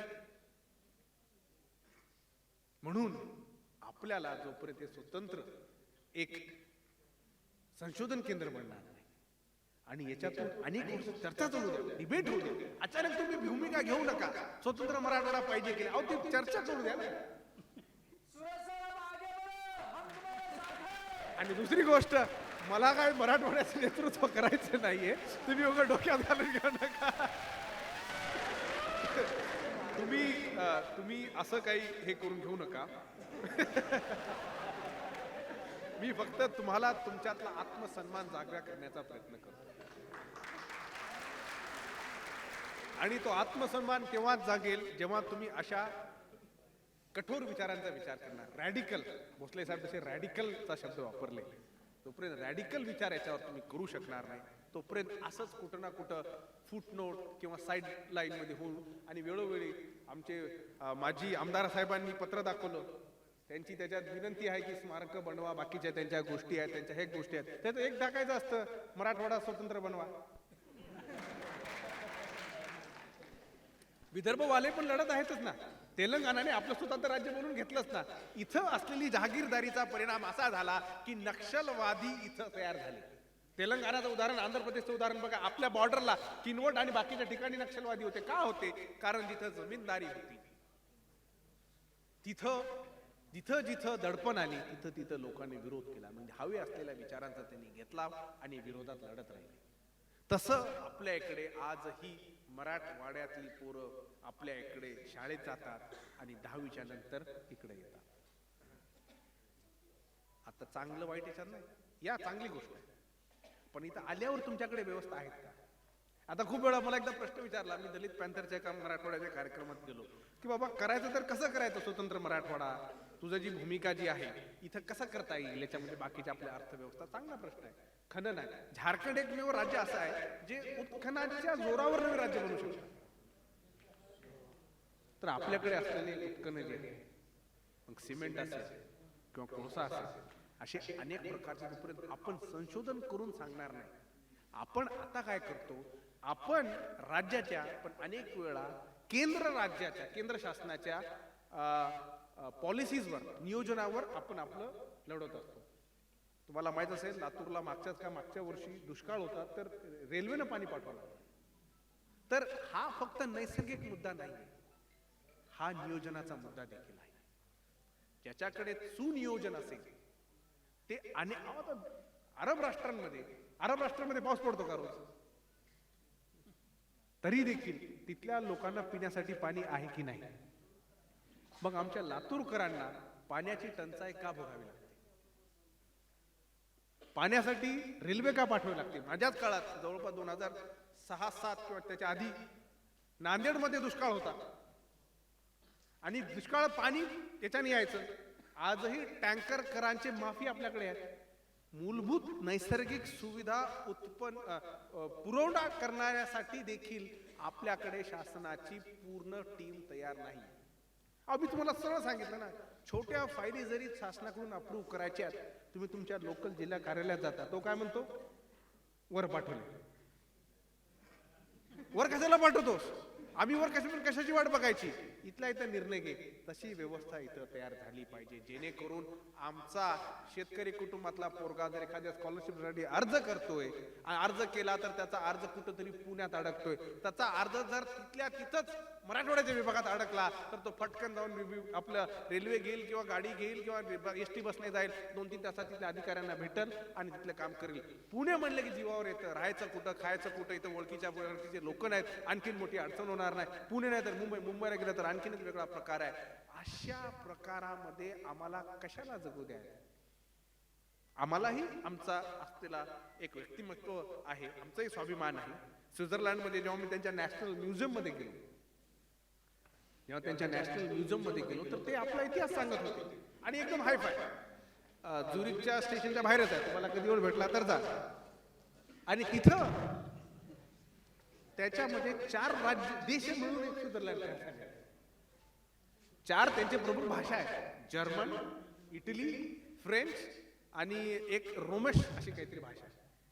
आणि तो देश जो आहे तो डोंगराळ आहे, डोंगर दऱ्यात आहे, एका प्रकारे व्हॅली कंट्री म्हणता येईल. आणि त्या 4 भाषांचा जो देश आहे, जुनी डेमोक्रेसी आहे, त्यांनी आपलं न्यूट्रल व्यक्तिमत्व ठेवलेलं आहे. तरी एवढी जीवन डेमोक्रेसी असताना देखील 1970च्या दशकापर्यंत तिथल्या महिलांना वोटचा अधिकार नव्हता. आणि त्यांनी त्यांच्या म्युझियम मध्ये तो विनम्रपणे स्वीकार केला. तिथं लिहिलं होतं की आम्ही या बाबतीमध्ये मागासलेले ठरलो, आम्ही आमच्या महिलांना मताचा अधिकार, प्रौढ मताचा अधिकार दिला नाही. म्हणजे एवढं प्रगत राष्ट्र जिथं आमचे काळे पैसे तिथं जाऊन जमा करणारे लोक आहेत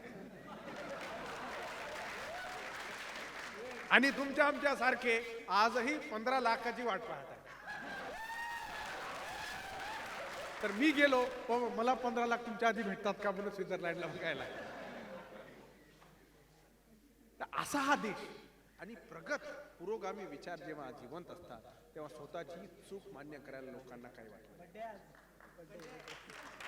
आणि चूक ना एका व्यक्तीची नसते, चूक एका जातीची, समाजाची नसते. चूक ही सार्वजनिक असते आणि जर ती देशाने केली तर सर्वांनी विनम्रपणे स्वीकारले पाहिजे. पण आपल्याकडे आज अशी व्यवस्था आहे, चूक जरी केली तरी चूक मी नाही, माझ्या शेजारच्याने केली.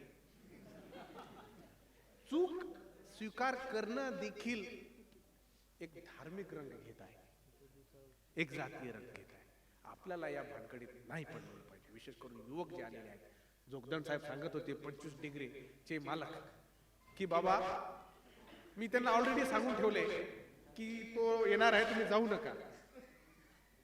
आणि पाटील साहेब म्हटले की आता ते ऐकायलाच बसलेले आहेत. तुम्ही एवढं ऐकायला बसलात, तुम्हाला एकच विनंती आहे की तुम्ही देशात होणाऱ्या ज्या काही सांस्कृतिक राजकीय बदल होत आहे, ही जी इनटॉलरन्सची संस्कृती जी तयार आहे, याच्या फंद्यात कृपया करून पडू नका, दुसऱ्याला पाडू नका.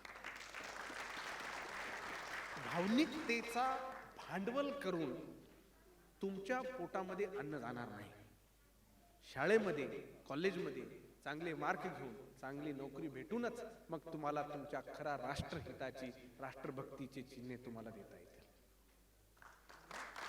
उपासमारी व राज्यावर नोकरीसाठी लढणाऱ्या लोकांची फौज आपल्याकडे आज तयार झालेली आहे.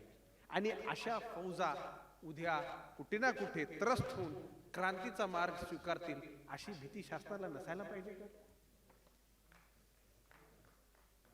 की बाबा हाच जो युवक आहे ज्याच्याकडे नोकरी नाहीये, आपण भल्या गोष्टी करू, एंटरप्रेन्योरशिपच्या करू, हायर एज्युकेशनच्या करू, चांगली गोष्ट आहे.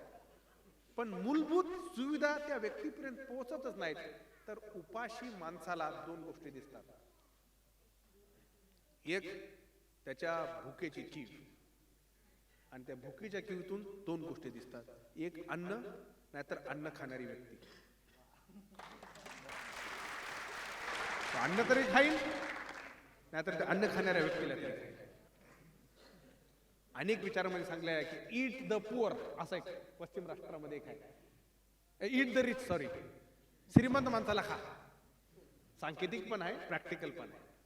आज बहुजन समाजाच्या लोकांनी, अनेक जातीच्या धर्माच्या लोकांनी समजून घेतलं पाहिजे युवकांच्या ज्या शक्ती आहे आपल्याकडे. आता पुण्यामध्ये मी पाहत होतो 10 दिवसांचा महोत्सव आहे गणेश चतुर्थीचा.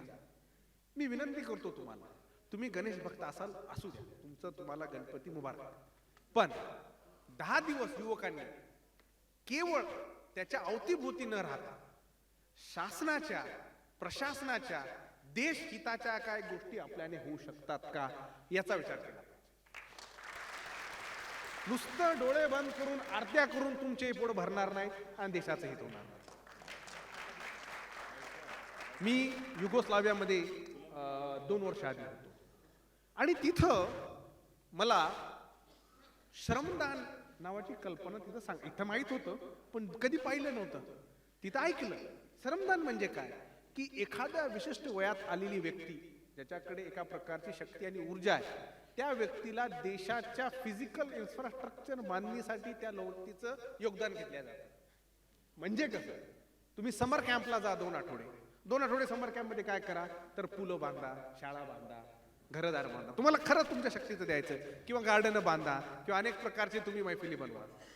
असे जोपर्यंत आपल्याकडे उपक्रम होणार नाहीत, मग हे अनेक धर्माच्या कुठल्याही महापुरुषाच्या जयंती निमित्तानं जोपर्यंत आपले युवक राष्ट्रहिताच्या दृष्टीने एकवट होणार नाही, की बाबा आज फलाण्या व्यक्तीची जयंती आहे, मला माझ्या राष्ट्राच्या उन्नतीसाठी काय करता येईल हा पहिला विचारायला पाहिजे.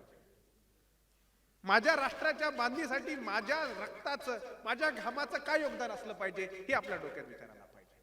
आज फलाण्या देशाची, फलाण्या व्यक्तीची, फलाण्या सणाची आज जयंती आहे, आज दिवस आहे, मी काय करू. मी प्रथम असा विचार करीन की माझी एक भूमिका आहे, मी माझा एक धर्म आहे, मी त्याच्या प्रती माझ्या ज्या काही अपेक्षा, तुमच्या ज्या काही तुमचे त्या धर्माप्रती तुमचे भावना असतील त्या जिवंत ठेवा, त्या मारू नका. तुमच्या जीवन ठेवा, तुम्हाला ठेवायचे असतील तर. नाही ठेवायचे ठेवू नका, आम्ही तर पेरियारचे भक्त आहोत, फॉलोअर आहोत. पण संविधानाने प्रत्येकाला अधिकार दिलेला आहे, तुम्हाला जे करायचं ते करा. रॅशनल असेल, इरॅशनल असेल, सहसा धर्माची कल्पना इरॅशनलच आहे, पण जर तुम्हाला त्याच्यात जिवंत राहायचं, तुम्हाला त्याच्यात सुख भेटायचं, भेटून घ्या, आम्हाला काय नाही. पण ते करत असताना फक्त त्याच्या नशेमध्ये मशगूल होऊन डोळे बंद करून काहीतरी बदल होईल याची अपेक्षा करण्याच्या ऐवजी 5 मिनिटं डोळे बंद करा, बाकीचे 23 घंटे आपले डोळे उघडे ठेवून मी माझ्या समाजाच्या, मी माझ्या देशाच्या व मी माझ्या असलेल्या अनेक गरीब लोकांच्या मदतीसाठी मी माझा योगदान काय देऊ शकतो, म्हणजे येणाऱ्या काळामध्ये जेव्हा तुमचा देश उंचीवर जाईल, जेव्हा तुम्ही तुमच्या एखाद्या विशिष्ट म्हातारपणात असाल, तेव्हा तुम्ही तुमच्या लेकरांना सांगणार, पंतूंना सांगणार की मी बाबा माझ्या देशाच्या उन्नतीसाठी, तो आज तुला फूल दिसतोय का, तर पुण्याच्या तिकडं तो फूल मी माझ्या मेहनतीने बांधलेला आहे. असे उपक्रम मला वाटतात आपल्याला अशा माध्यमातून केले पाहिजे. म्हणून तुम्हाला परत सांगतो की आपल्या वेगवेगळ्या दृष्टिकोनाच्या चौकट आपण वाढवला पाहिजे. युवकांनी विशेष करून राष्ट्रहित, समाजहित, अनेक हितांच्या कल्पना केल्या पाहिजे, पण स्वतःच सगळ्या आधी स्वहित देखील पाहिलं पाहिजे. जोपर्यंत तुम्हाला तुमचं स्वहित जवळ होणार नाही, स्वहित ही काय वाईट कल्पना नाही, आपल्याकडे खूप वेळा त्याचं हे करण्यात येतं. स्वतः तयार व्हा, स्वतः मजबूत व्हा, स्वतःच्या पायावर उभं राहा. मग तुम्ही तुमच्या पायावर जेव्हा उभे राहू, तुम्ही अनेक लोकांना मदत करू शकता. आणि अशी व्यक्ती व्हा की तुमचे हात पसरले तर 10च्या 10 बोटं 10 लोक पकडण्याजोगे राहिले पाहिजे. आपल्याकडे उद्योजक आहेत, आपल्याकडे अधिकारी आहेत, आपल्याकडे अनेक लोकांना पुरस्कार भेटलेत. ही लोक तयार झालीत आणि आता ते समाजाच्या मध्ये येऊन मदत करू शकतात, आपलं योगदान देऊ शकतात. तशीच तुमची देखील युवकांना मला एक विनंती आहे की तुम्ही पहिलं तयार व्हा. आणि तुम्हाला जीवनामध्ये काय करायचे, कसं करायचंय याचे उदाहरणं तुम्ही फक्त जवळ बघू नका. जग आपल्याकडे उपलब्ध आहे. भोसले साहेब जसे सांगितले, गुगल आज उपलब्ध आहे. गुगलचा सर्रासपणे स्वतःच्या उन्नतीसाठी फायदा घ्या, स्वतःची प्रगती करा आणि स्वतःच्या प्रगती करत करत सामाजिक बांधिलकी जिवंत ठेवा. समाज ही तुमची ओळख आहे आणि जोपर्यंत तुमची ओळख, समाजाची ओळख जिवंत राहणार नाही, तोपर्यंत तुम्ही एका अनाथ अराष्ट्रीय कल्पनेत जीवनार. आणि या अराष्ट्रीय कल्पनेत जगणाऱ्या व्यक्तीला अनेक ठिकाणी अडचणी होऊ शकतात. म्हणून आपल्या समाजामध्ये जिथं जिथं आपल्याला वेगवेगळ्या ठिकाणी प्रबोधन करण्याची वेळ भेटत असेल तुमच्या माध्यमातून, तर तुम्ही 3 गोष्टी तुमच्या जीवनामध्ये अवलंबा. प्रथम गोष्ट म्हणजे तुम्ही तुमच्यात असलेली जी ऑर्थोडॉक्सी आहे, जो कन्झर्वेटिव्हपणा आहे, त्याला तुम्ही तोडण्याचा प्रयत्न करा. आता काही ठिकाणी म्हणतात की बाबा ते महत्वाचं आहे, तुम्ही तुमच्या पद्धतीने बघा, पण एक पुरोगामी विचार जीवनामध्ये आणा, लिबरल थॉट काही विचारांमध्ये आणा. म्हणजे काय की पुढच्या व्यक्तीला तुम्ही फक्त त्याचं नाव बघितलं तर आपण आपल्याकडे नाव म्हणजे जाती पाहिल्या जातात, धर्म पाहिला जातो, तर तो विचार माझ्या डोक्यातून कसा दूर होऊ शकतो, तो जो दूषितपणा आपल्या डोक्यामध्ये प्रोपोगंडा घातलेला आहे त्याचा दूर कसा होऊ शकतो. म्हणून एक रॅशनलिस्ट, विवेकवादी विचार करण्याचा प्रयत्न तुम्ही करा. आणि विवेक जागर करणं म्हणजे काय की बाबा पांढऱ्याला पांढरा आणि काळ्याला काळं म्हणलं. आपल्या इकडे धर्म काय म्हणतो किंवा इकडच्या व्यवस्था काय म्हणतात, काळं नाही ते पांढऱ्याला लावलेला रंग आहे म्हणतो, तो पण काळच आहे, पण तो पांढऱ्याचे अस्तित्व जीवन ठेवण्याच्या भानगडीत पडला. आणि आपल्याकडे काय झालं, जेवढी गरिबी जिथं जास्त आली तिथं धर्मांधाची व्यवस्था वाढलेली आहे. आणि धर्मांध करणारी जी लोक असतात, म्हणजे कॅल्विन नावाचा एक माणूस होता. कॅल्विन स्वित्झर्लंडच्या दृष्टिकोनातून महत्वाचा आहे, पण अनेक युरोपच्या राष्ट्रामधून कॅल्विनिस्ट नावाची त्याने फिलॉसॉफी मांडली. कॅल्विनिस्ट काय म्हणतो की बाबा तुम्ही धर्माचं कॅथलिक असाल, तुमच्या प्रोटेस्टंटचं महत्वाचं काम प्रोटेस्टंट मध्ये झालेलं आहे, तुम्ही जर काम करत असाल तर तुम्ही संपत्ती देखील गोळा करायची असेल तर ती तुमच्या मानव व तुमच्या समाज हितासाठी वापरा. आता कॅल्विन जेव्हा हा विचार मांडत होता तेव्हा त्याच्या विचारावर प्रभावित झालेले लोक युरोपातून अमेरिकेत गेले व अमेरिकेत कॅल्विनिस्टची भूमिका मांडली. आधुनिक याच्यामध्ये मॅक्स वेबर सांगतो की कॅपिटलिझमचा पुरस्कर्ता हा कॅल्विन आहे. कॅल्विनने पण त्याच्यात काय सांगितलं, कॅल्विनने सांगितलं की धर्माला जर धर्म म्हणून बघत असाल तर धर्माच्या इर्द गिर्द असलेली जी अर्थव्यवस्था आहे त्याच्याकडे तुम्ही बारकाईने बघा. आपल्याकडे आज अनेक ठिकाणी मंदिरं आहेत, मस्जिद आहेत, प्रत्येक ठिकाणी वेगवेगळा बोजा. याने असं केलं की मी असंच करतो, त्याची अजान जोरात आहे का मग माझं हे लावतो. अशी जी वरचढ आहे ही मी युवकांना विनंती करतो की तुम्ही या भानगडीत तरी पडू नका. मागच्या पिढीला आता मरणार आहे मरू द्या, त्या विचाराने आलेली आहे त्यांना मरू द्या, त्यांच्या संग जाऊ द्या. तुमच्यामध्ये तो विचार जीवन ठेवू नका. कारण तुमची प्रगती एखादा तुमच्या विवेकवादी विचाराने होऊ शकते, याच्यावर थोडा तरी भरोसा ठेवा. आणि हे करत असताना अनेक स्तरावर तुम्हाला वेगवेगळ्या जोखिमा घ्याव्या लागतील, पण घ्या. आपल्याकडे असेच जोखिमा घेतलेले नरेंद्र दाभोळकरांना मारण्यात आलं. ते इथेच काम करणारे, इथेच साधले नावाच्या याच्यात काम करणारे, त्यांचं अनिसाचं एवढं मोठं काम असे नरेंद्र दाभोळकर आपल्यातून गेले. पण त्यांनी विवेक कसा जागृत केला पाहिजे याच्यासाठी लढलेले नरेंद्र दाभोळकर ते केलंय. आणि नरेंद्र दाभोळकर चारवाक संस्कृतीचे विचारांचे माणूस आहे. म्हणजे आताच नाही, आधी चारवाक म्हणजे भारताची बघा किती किमया आहे. भारत देशच एवढा न्यारा आणि सुंदर आहे की इथं रॅशनलिस्ट निर्माण होतो आणि रॅशनलिस्टला मारणारे इथंच निर्माण होतात. ते दुर्दैव आहे, ती किमया आहे. आणि म्हणून युवकांना तुमचं भविष्य हे कोणी दुसरंच ठरवत आहे. तुमचं भविष्य तुम्ही ठरवत नाही. राज्य ज्या ज्या पॉलिसीज तयार करते तिथं गरीब आणि श्रीमंत यांचा एवढा मोठा डिफरन्स झालेला आहे. ऑक्सफॅमची जर तुम्ही रिपोर्ट वाचली, आपण वाचले पाहिजे, थोडंसं दुसरं माझा पॉईंट होता, वाचन केलं पाहिजे.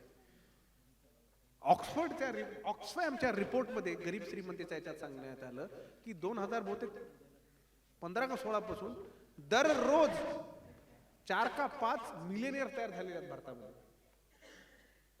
चांगली गोष्ट आहे. ऑक्सफॅमचा रिपोर्ट आहे तो. आता माझ्याकडे एकदम तो आकडेवारी नाही, पण एवढं माहिती आहे की दर दिवसाला एवढ्या नंबरचे मिलियनियर तयार झालेले आहेत. त्याच भारतामध्ये कुपोषित बालक आहे. त्याच भारतामध्ये आदिवासी समाजाच्या लोकांना त्यांच्या असलेल्या ऐतिहासिक व प्राचीन संस्कृतीच्या असलेल्या त्यांच्या मालकी जमीन हक्काला भारत राष्ट्र हा देशाच्या लोकांचा होता, आता काही प्रायव्हेट कंपन्याचा होत चाललेला आहे. तुम्हाला याची भीती असणार आहे. म्हणजे उद्या तुम्ही सरकारकडे जाऊन तक्रार, उद्या आपल्याला काय झालं तर आपण ऍटलिस्ट पोलीस अधिकाऱ्यांना म्हणू शकतो, साहेब तुम्ही असं आहे. उद्या जर हे एखाद्या अडाणी कंपनीचे अधिकारी असते तर हे म्हणते बाबा माझ्या मालकाला जाऊन विचार. ही परिस्थिती आहे.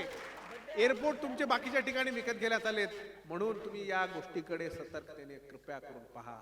आणि तिसरा महत्वाचा मुद्दा वाचन लेखनासोबतचा जो मुद्दा आहे, विवेकवादी जीवन ठेवण्याचा एक मुद्दा आहे. तिसरा म्हणजे तुम्ही तुमच्या जीवनामध्ये भारताच्या संविधानाने दिलेले काही मूलभूत तुम्हाला दिलेले काही अधिकार आहेत आणि त्याच्यासोबत जबाबदाऱ्या आहेत.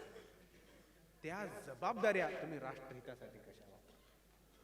आणि राष्ट्रहित म्हणजे काय हो? खूप वेळा कन्फ्युजन आहे. राष्ट्रहित म्हणजे झेंडा नाही, राष्ट्रहित म्हणजे नकाशा पण नाही, राष्ट्रहित म्हणजे नाव पण नाही. राष्ट्रहित म्हणजे समाजाचं आहे, माणसाचं आहे, जे इथले नागरिक आहेत, ज्यांनी इथल्या नागरिकत्वाचा स्वीकार केलेला आहे, ते नागरिक म्हणजे राष्ट्र. आणि राष्ट्रहित म्हणजे नागरिकांचं हित. म्हणून जिथं जिथं नागरिकांचं हित होणार नाही तिथं तुम्ही तुमचे असलेले श्रम दिले नाही पाहिजे. नागरिकात हित होत असेल तर तुम्ही तिथं गेलं पाहिजे. राष्ट्राच्या नावावर राजकारण करणारे व स्वतःच समाजकारण करून संस्कृती तयार करणारे लोक अनेक आहेत. आणि त्या राष्ट्रवादाच्या भूमिकेतून श्रीमंत व्यक्ती सगळ्यात जास्त फायदामंद ठरतात. राष्ट्रवादाच्या नशेमध्ये जर तुम्ही अडकलात आत्ताच्या भागामध्ये तर गरीब माणूस गरीब राहणार. कारण त्याला वाटतं राष्ट्रवाद म्हणजे फलान. राष्ट्रवाद म्हणजे तुझ्या उपाशी मायच्या पोटात अन्न घालणं म्हणजे राष्ट्रवाद. जिथं लोकांकडे संधी उपलब्ध नाही त्या संधी लोकांपर्यंत कसा आणतो तो राष्ट्रवाद आहे. तुम्हाला दिलेले जे काही अधिकार आहेत त्या अधिकाराचा पूर्णपणे वापर करून अकाउंटेबिलिटी कशी जीवन ठेवता हा राष्ट्रवाद आहे. राष्ट्रवाद म्हणजे एका जातीच्या लोकांना दुसऱ्या जातीच्या लोकांना मारलं, एका धर्माच्या लोकांना दुसऱ्या लोकांना मारलं म्हणजे तो राष्ट्रद्रोहाची कल्पना. आपण राष्ट्रद्रोह राष्ट्रवादाच्या नावाने करत आहे. ट्रिझनस ऍक्ट पेट्रियटिझमच्या हाताखाली विकत आहे. म्हणून नवीन जग बदलत आहे. तुम्ही सर्वांनी या 3 गोष्टीकडे लक्ष दिलं पाहिजे. युवकांनी द्या आणि युवकाच्या पालकांनी द्या, त्यांनी द्या. व्हॉट्सअप आणि फेसबुकचा उपयोग फक्त फॉरवर्ड करण्यासाठी आणि एकानं म्हटलं वा काहीतरी म्हणण्यासाठी करू नका. विवेकाचा वापर करा. विवेक तुम्हाला पुढे नेऊन जाईल. इथली संस्कृती आहे. छत्रपती शिवाजी महाराज जर विवेकवादी नसते आणि त्यांच्यासारखा स्ट्रॅटेजीज म्हणून नसता तर कदाचित महाराष्ट्राचा वेगळा इतिहास राहिला असता आणि तो इतिहास आपल्याला पचेल असा नसता. शिवाजी महाराज जर एक धर्मांध व्यक्ती असते. इथं मला श्रीमान कोकणटेचं अतिशय उत्कृष्ट पुस्तक भेटलं आणि ती इथं मागच तेच सांगत आहे की ते व्यक्ती स्वाभिमानी होते पण अहंकारी नव्हते. हे एका विनम्र व्यक्तीचं, एक विवेकाधी व्यक्तीचं एक लक्षण आहे. आणि आमच्या शिवाजी महाराजांनी जर त्यांच्या दिलेल्या त्यांच्या आईचा म्हणजे आईची कमाल आणि तुकोबाचा जर संदेश त्यांनी स्वतः जीवनात आपल्याकडे दिला नसता तर आपल्याला खरंच असे किती राजे होऊन गेले, किती इतिहासातले पायक होऊन गेले, पण शिवाजी महाराज आपल्यामध्ये का जिवंत राहतात? कारण त्यांनी जे मानव कल्याणासाठी इथल्या सबंध बहुजनांसाठी कार्य केलं त्या कार्याचा उल्लेख त्यांचे पुत्र करतात. त्यांची बदनामी अनेक ठिकाणी केली जाते, चुकीची बदनामी केली जाते, पण संभाजी राजांच्या जेव्हा आपण बुद्ध चरित्र वाचतो 14व्या वर्षी लिहिलं म्हणतात बहुतेक ग्रंथ आहे आणि त्या काळातील म्हणजे धम्माचा किती पगडा असेल त्या काळामध्ये. पण आधुनिक काळामध्ये इथला जो मिडल कास्ट तयार झाला, जमिनीच्या संदर्भामध्ये तयार झालेलं एक गर्विष्ठपणा तयार झाला. शिवाजी महाराजांच्या आधी ह्या ज्या लोक होते जमिनीच्या निगडीत असलेले कारम कुलकर्णी असतील, बाकीचे लोक असतील, या लोकांमध्ये एवढा गर्विष्ठपणा आला की नाव घेतलंय आपल्या महाराजांचं पण काम केलं गैर शिवाजी महाराज. आपण शेतकऱ्याचं नाव घेतो पण शेतकरी आपल्याकडे आपण सहजासहजी म्हणतो की शेतकरी व्यक्ती आपल्या जीवनात उदरनिर्वाह करण्यासाठी विचार आणि खरी परिस्थिती आपल्या मराठवाड्याची आहे, अनेक ठिकाणची परिस्थिती आहे. पण 100 200 शेतकरी असलेले लोक हे शिवाजी महाराजांचं राज्य आहे आणि ते दुरुस्त करण्यासाठी म्हणून छत्रपती आपल्याकडे कोल्हापूरमध्ये जन्मतात, शाहू महाराजांच्या नावाने जन्मतात आणि ती कल्पना आधुनिक रूपामध्ये वेगवेगळ्या नियोजनामार्फत आणतात. म्हणजे छत्रपती शाहू महाराजांचा आपल्या भारत देशावर एवढा मोठा उपकार आहे की त्या उपकाराचे आज इथं बसलेले जे युवक आहेत ते वेळोवेळी त्यांची परतफेड करू शकत नाहीत, एवढे मोठे उपकार आहेत. विजय असो, विजय असो, विजय असो.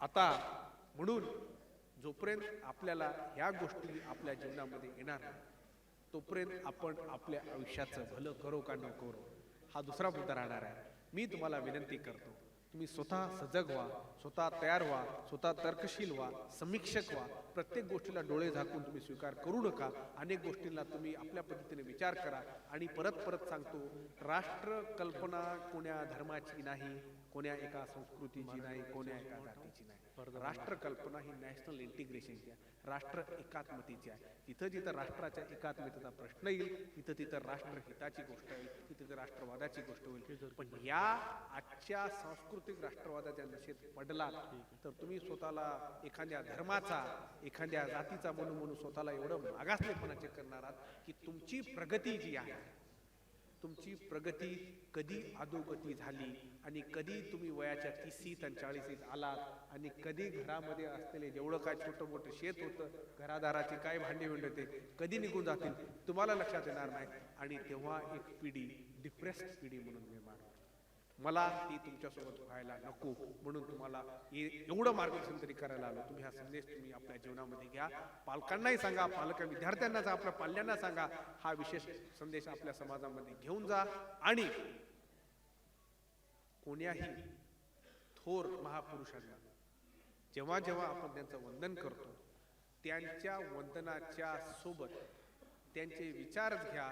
तुम्ही जर त्यांचे अंधभक्त झाला, योगदन सर, अंधभक्त झालात तर त्या महापुरुषांचे विचार मारून टाकता. कारण आपल्याकडे आपण त्यांनाच महापुरुष मानलेला आहे ज्यांनी या गोष्टींच्या विरुद्ध लढलेला आहे. आणि जर आपण परत त्यांना त्याच मंदिरात जाऊन बंदिस्त केलं तर मग ते बाबासाहेब आंबेडकर असो, महात्मा फुले असो, छत्रपती शाहू महाराज असो, UR पेरियार रामास्वामी असो, कोणी असो, त्यांच्या विचारांची कत्तल होत असते. म्हणून त्यांना आपला सखा सोबती बनवा, त्यांना आपल्या माहित्याशी, त्यांच्या पायथ्याशी जिंदगीभर जीवन घालवायचं अशा प्रकारचे कृत्य करू नका. त्यांचे विचार सोबत घ्या, त्यांच्या मिळाला मिठी मारा, त्यांच्या हातात हात धरून चला, त्यांच्यासोबत विचार संवाद साधा, त्यांच्यासोबत डिबेट करा, त्यांच्यासोबत डिसॅग्री करा की बाबा मला हे तुमचं पटलं नाही, त्या काळात काय केलं, तुम्हाला काय वाटतं. पण बाबा यांनी केलं, यांनी असंच म्हणलं म्हणून वेदवाक्य असं होत नाही. अशाच विचारांचा जोपर्यंत प्रसार आपल्या समाजामध्ये होणार नाही, जोपर्यंत मानवाला मान्य म्हणून बघणार नाही, ऑफकोर्स ही लोक जी आहेत, आपण ज्याचं नाव घेतो, त्याचा पुरस्कार करतो, यांचं अनन्यसाधारण योगदान आहे आणि ते आपण केलंच पाहिजे. आणि ते करत असताना देखील आपण अनेक ठिकाणी ज्यांच्याकडून ज्या गोष्टी होऊ शकल्या नाही, मी माझ्या जीवनामध्ये त्या पूर्ण कशा करू शकतो, हेच खरी अनुयायाची प्रचिती आहे. म्हणून मी तुम्हाला सर्वांना आवाहन करतो की तुम्ही आजचा जो दिवस मराठवाडा मुक्ती संग्रामाचा आहे, जवळजवळ किती वाजले काय माहित, 10:30 वाजले असतील. 10:30 वाजेपर्यंत तुम्ही रात्री बसलात. इकडं आमच्या आया बहिणी पण आहेत, मुली आहेत, मुलं आहेत, सगळे तुम्ही आलात. तुमचे सर्वांचे आभार. मराठवाडा मुक्ती दिन महोत्सव 2023 या कार्यक्रम चांगल्या रूपाने आयोजित केला म्हणून समन्वय समिती पुणे यांचे अनेक अनेक आभार. आपले अनेक विषय झाले, अनेक चर्चा झाल्या, चर्चेमधून चर्चा घडतील, डिसएग्रीमेंट होतील. उद्या पेपरामध्ये तुम्ही बघा काय छापून आलं ते, तुम्ही तुमचा निर्णय घ्या. पण एक करा, तुमचं जीवन, तुमचं श्रम डोळे झाकून एखाद्या पुरातन व्यवस्थेच्या याच्यासाठी घालवण्यापेक्षा आधुनिक जगामध्ये पुरातन जे चांगले विचार आहेत त्याला मी सायंटिफिकली आपल्या जीवनामध्ये कसं आणून पुढे नेऊन स्वतःचं, समाजाचं, मायबापाचं, देशाचं व जगाचं भलं कसं करेल याच्यावर लक्ष द्या. तुम्ही सर्वांनी ऐकलं, तुमचे आभार.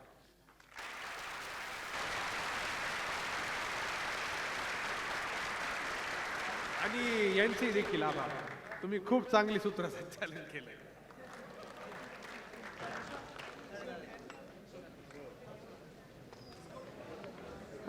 आभार प्रदर्शन आणि एक छोटासा सत्कार अजून बाकी आहे. मी सागर, सूरज आणि वसुंधरा धुरगुडे यांना व्यासपीठावर येण्याची विनंती करते. हा कार्यक्रम ज्यांच्यामुळे आज संपन्न होतो आहे ते हे युवा कार्यकर्ते आहेत. त्यांचा आपण छोटासा सत्कार करणार आहोत. मी सूरज सरांनाच विनंती करते की त्यांनी या तिघांचाही सत्कार करावा.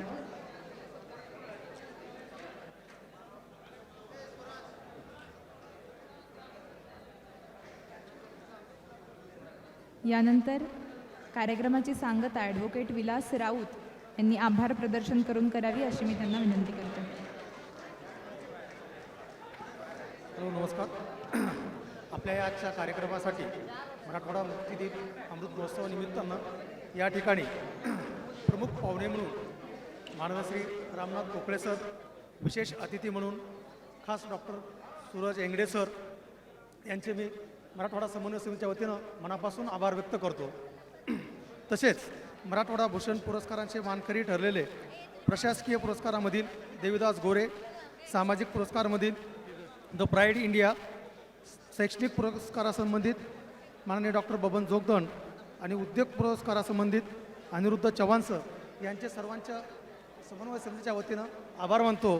तसेच ॲडव्होकेट JR देशमुख यांचेही मनापासून आभार मानतो. आणि सर्वात महत्त्वाचे, आपण या ठिकाणी एवढा वेळ थांबलात त्याबद्दल आपलेही सर्वांचे मनापासून आभार व्यक्त करतो आणि कार्यक्रम संपला असं जाहीर करतो. थँक्यू, धन्यवाद.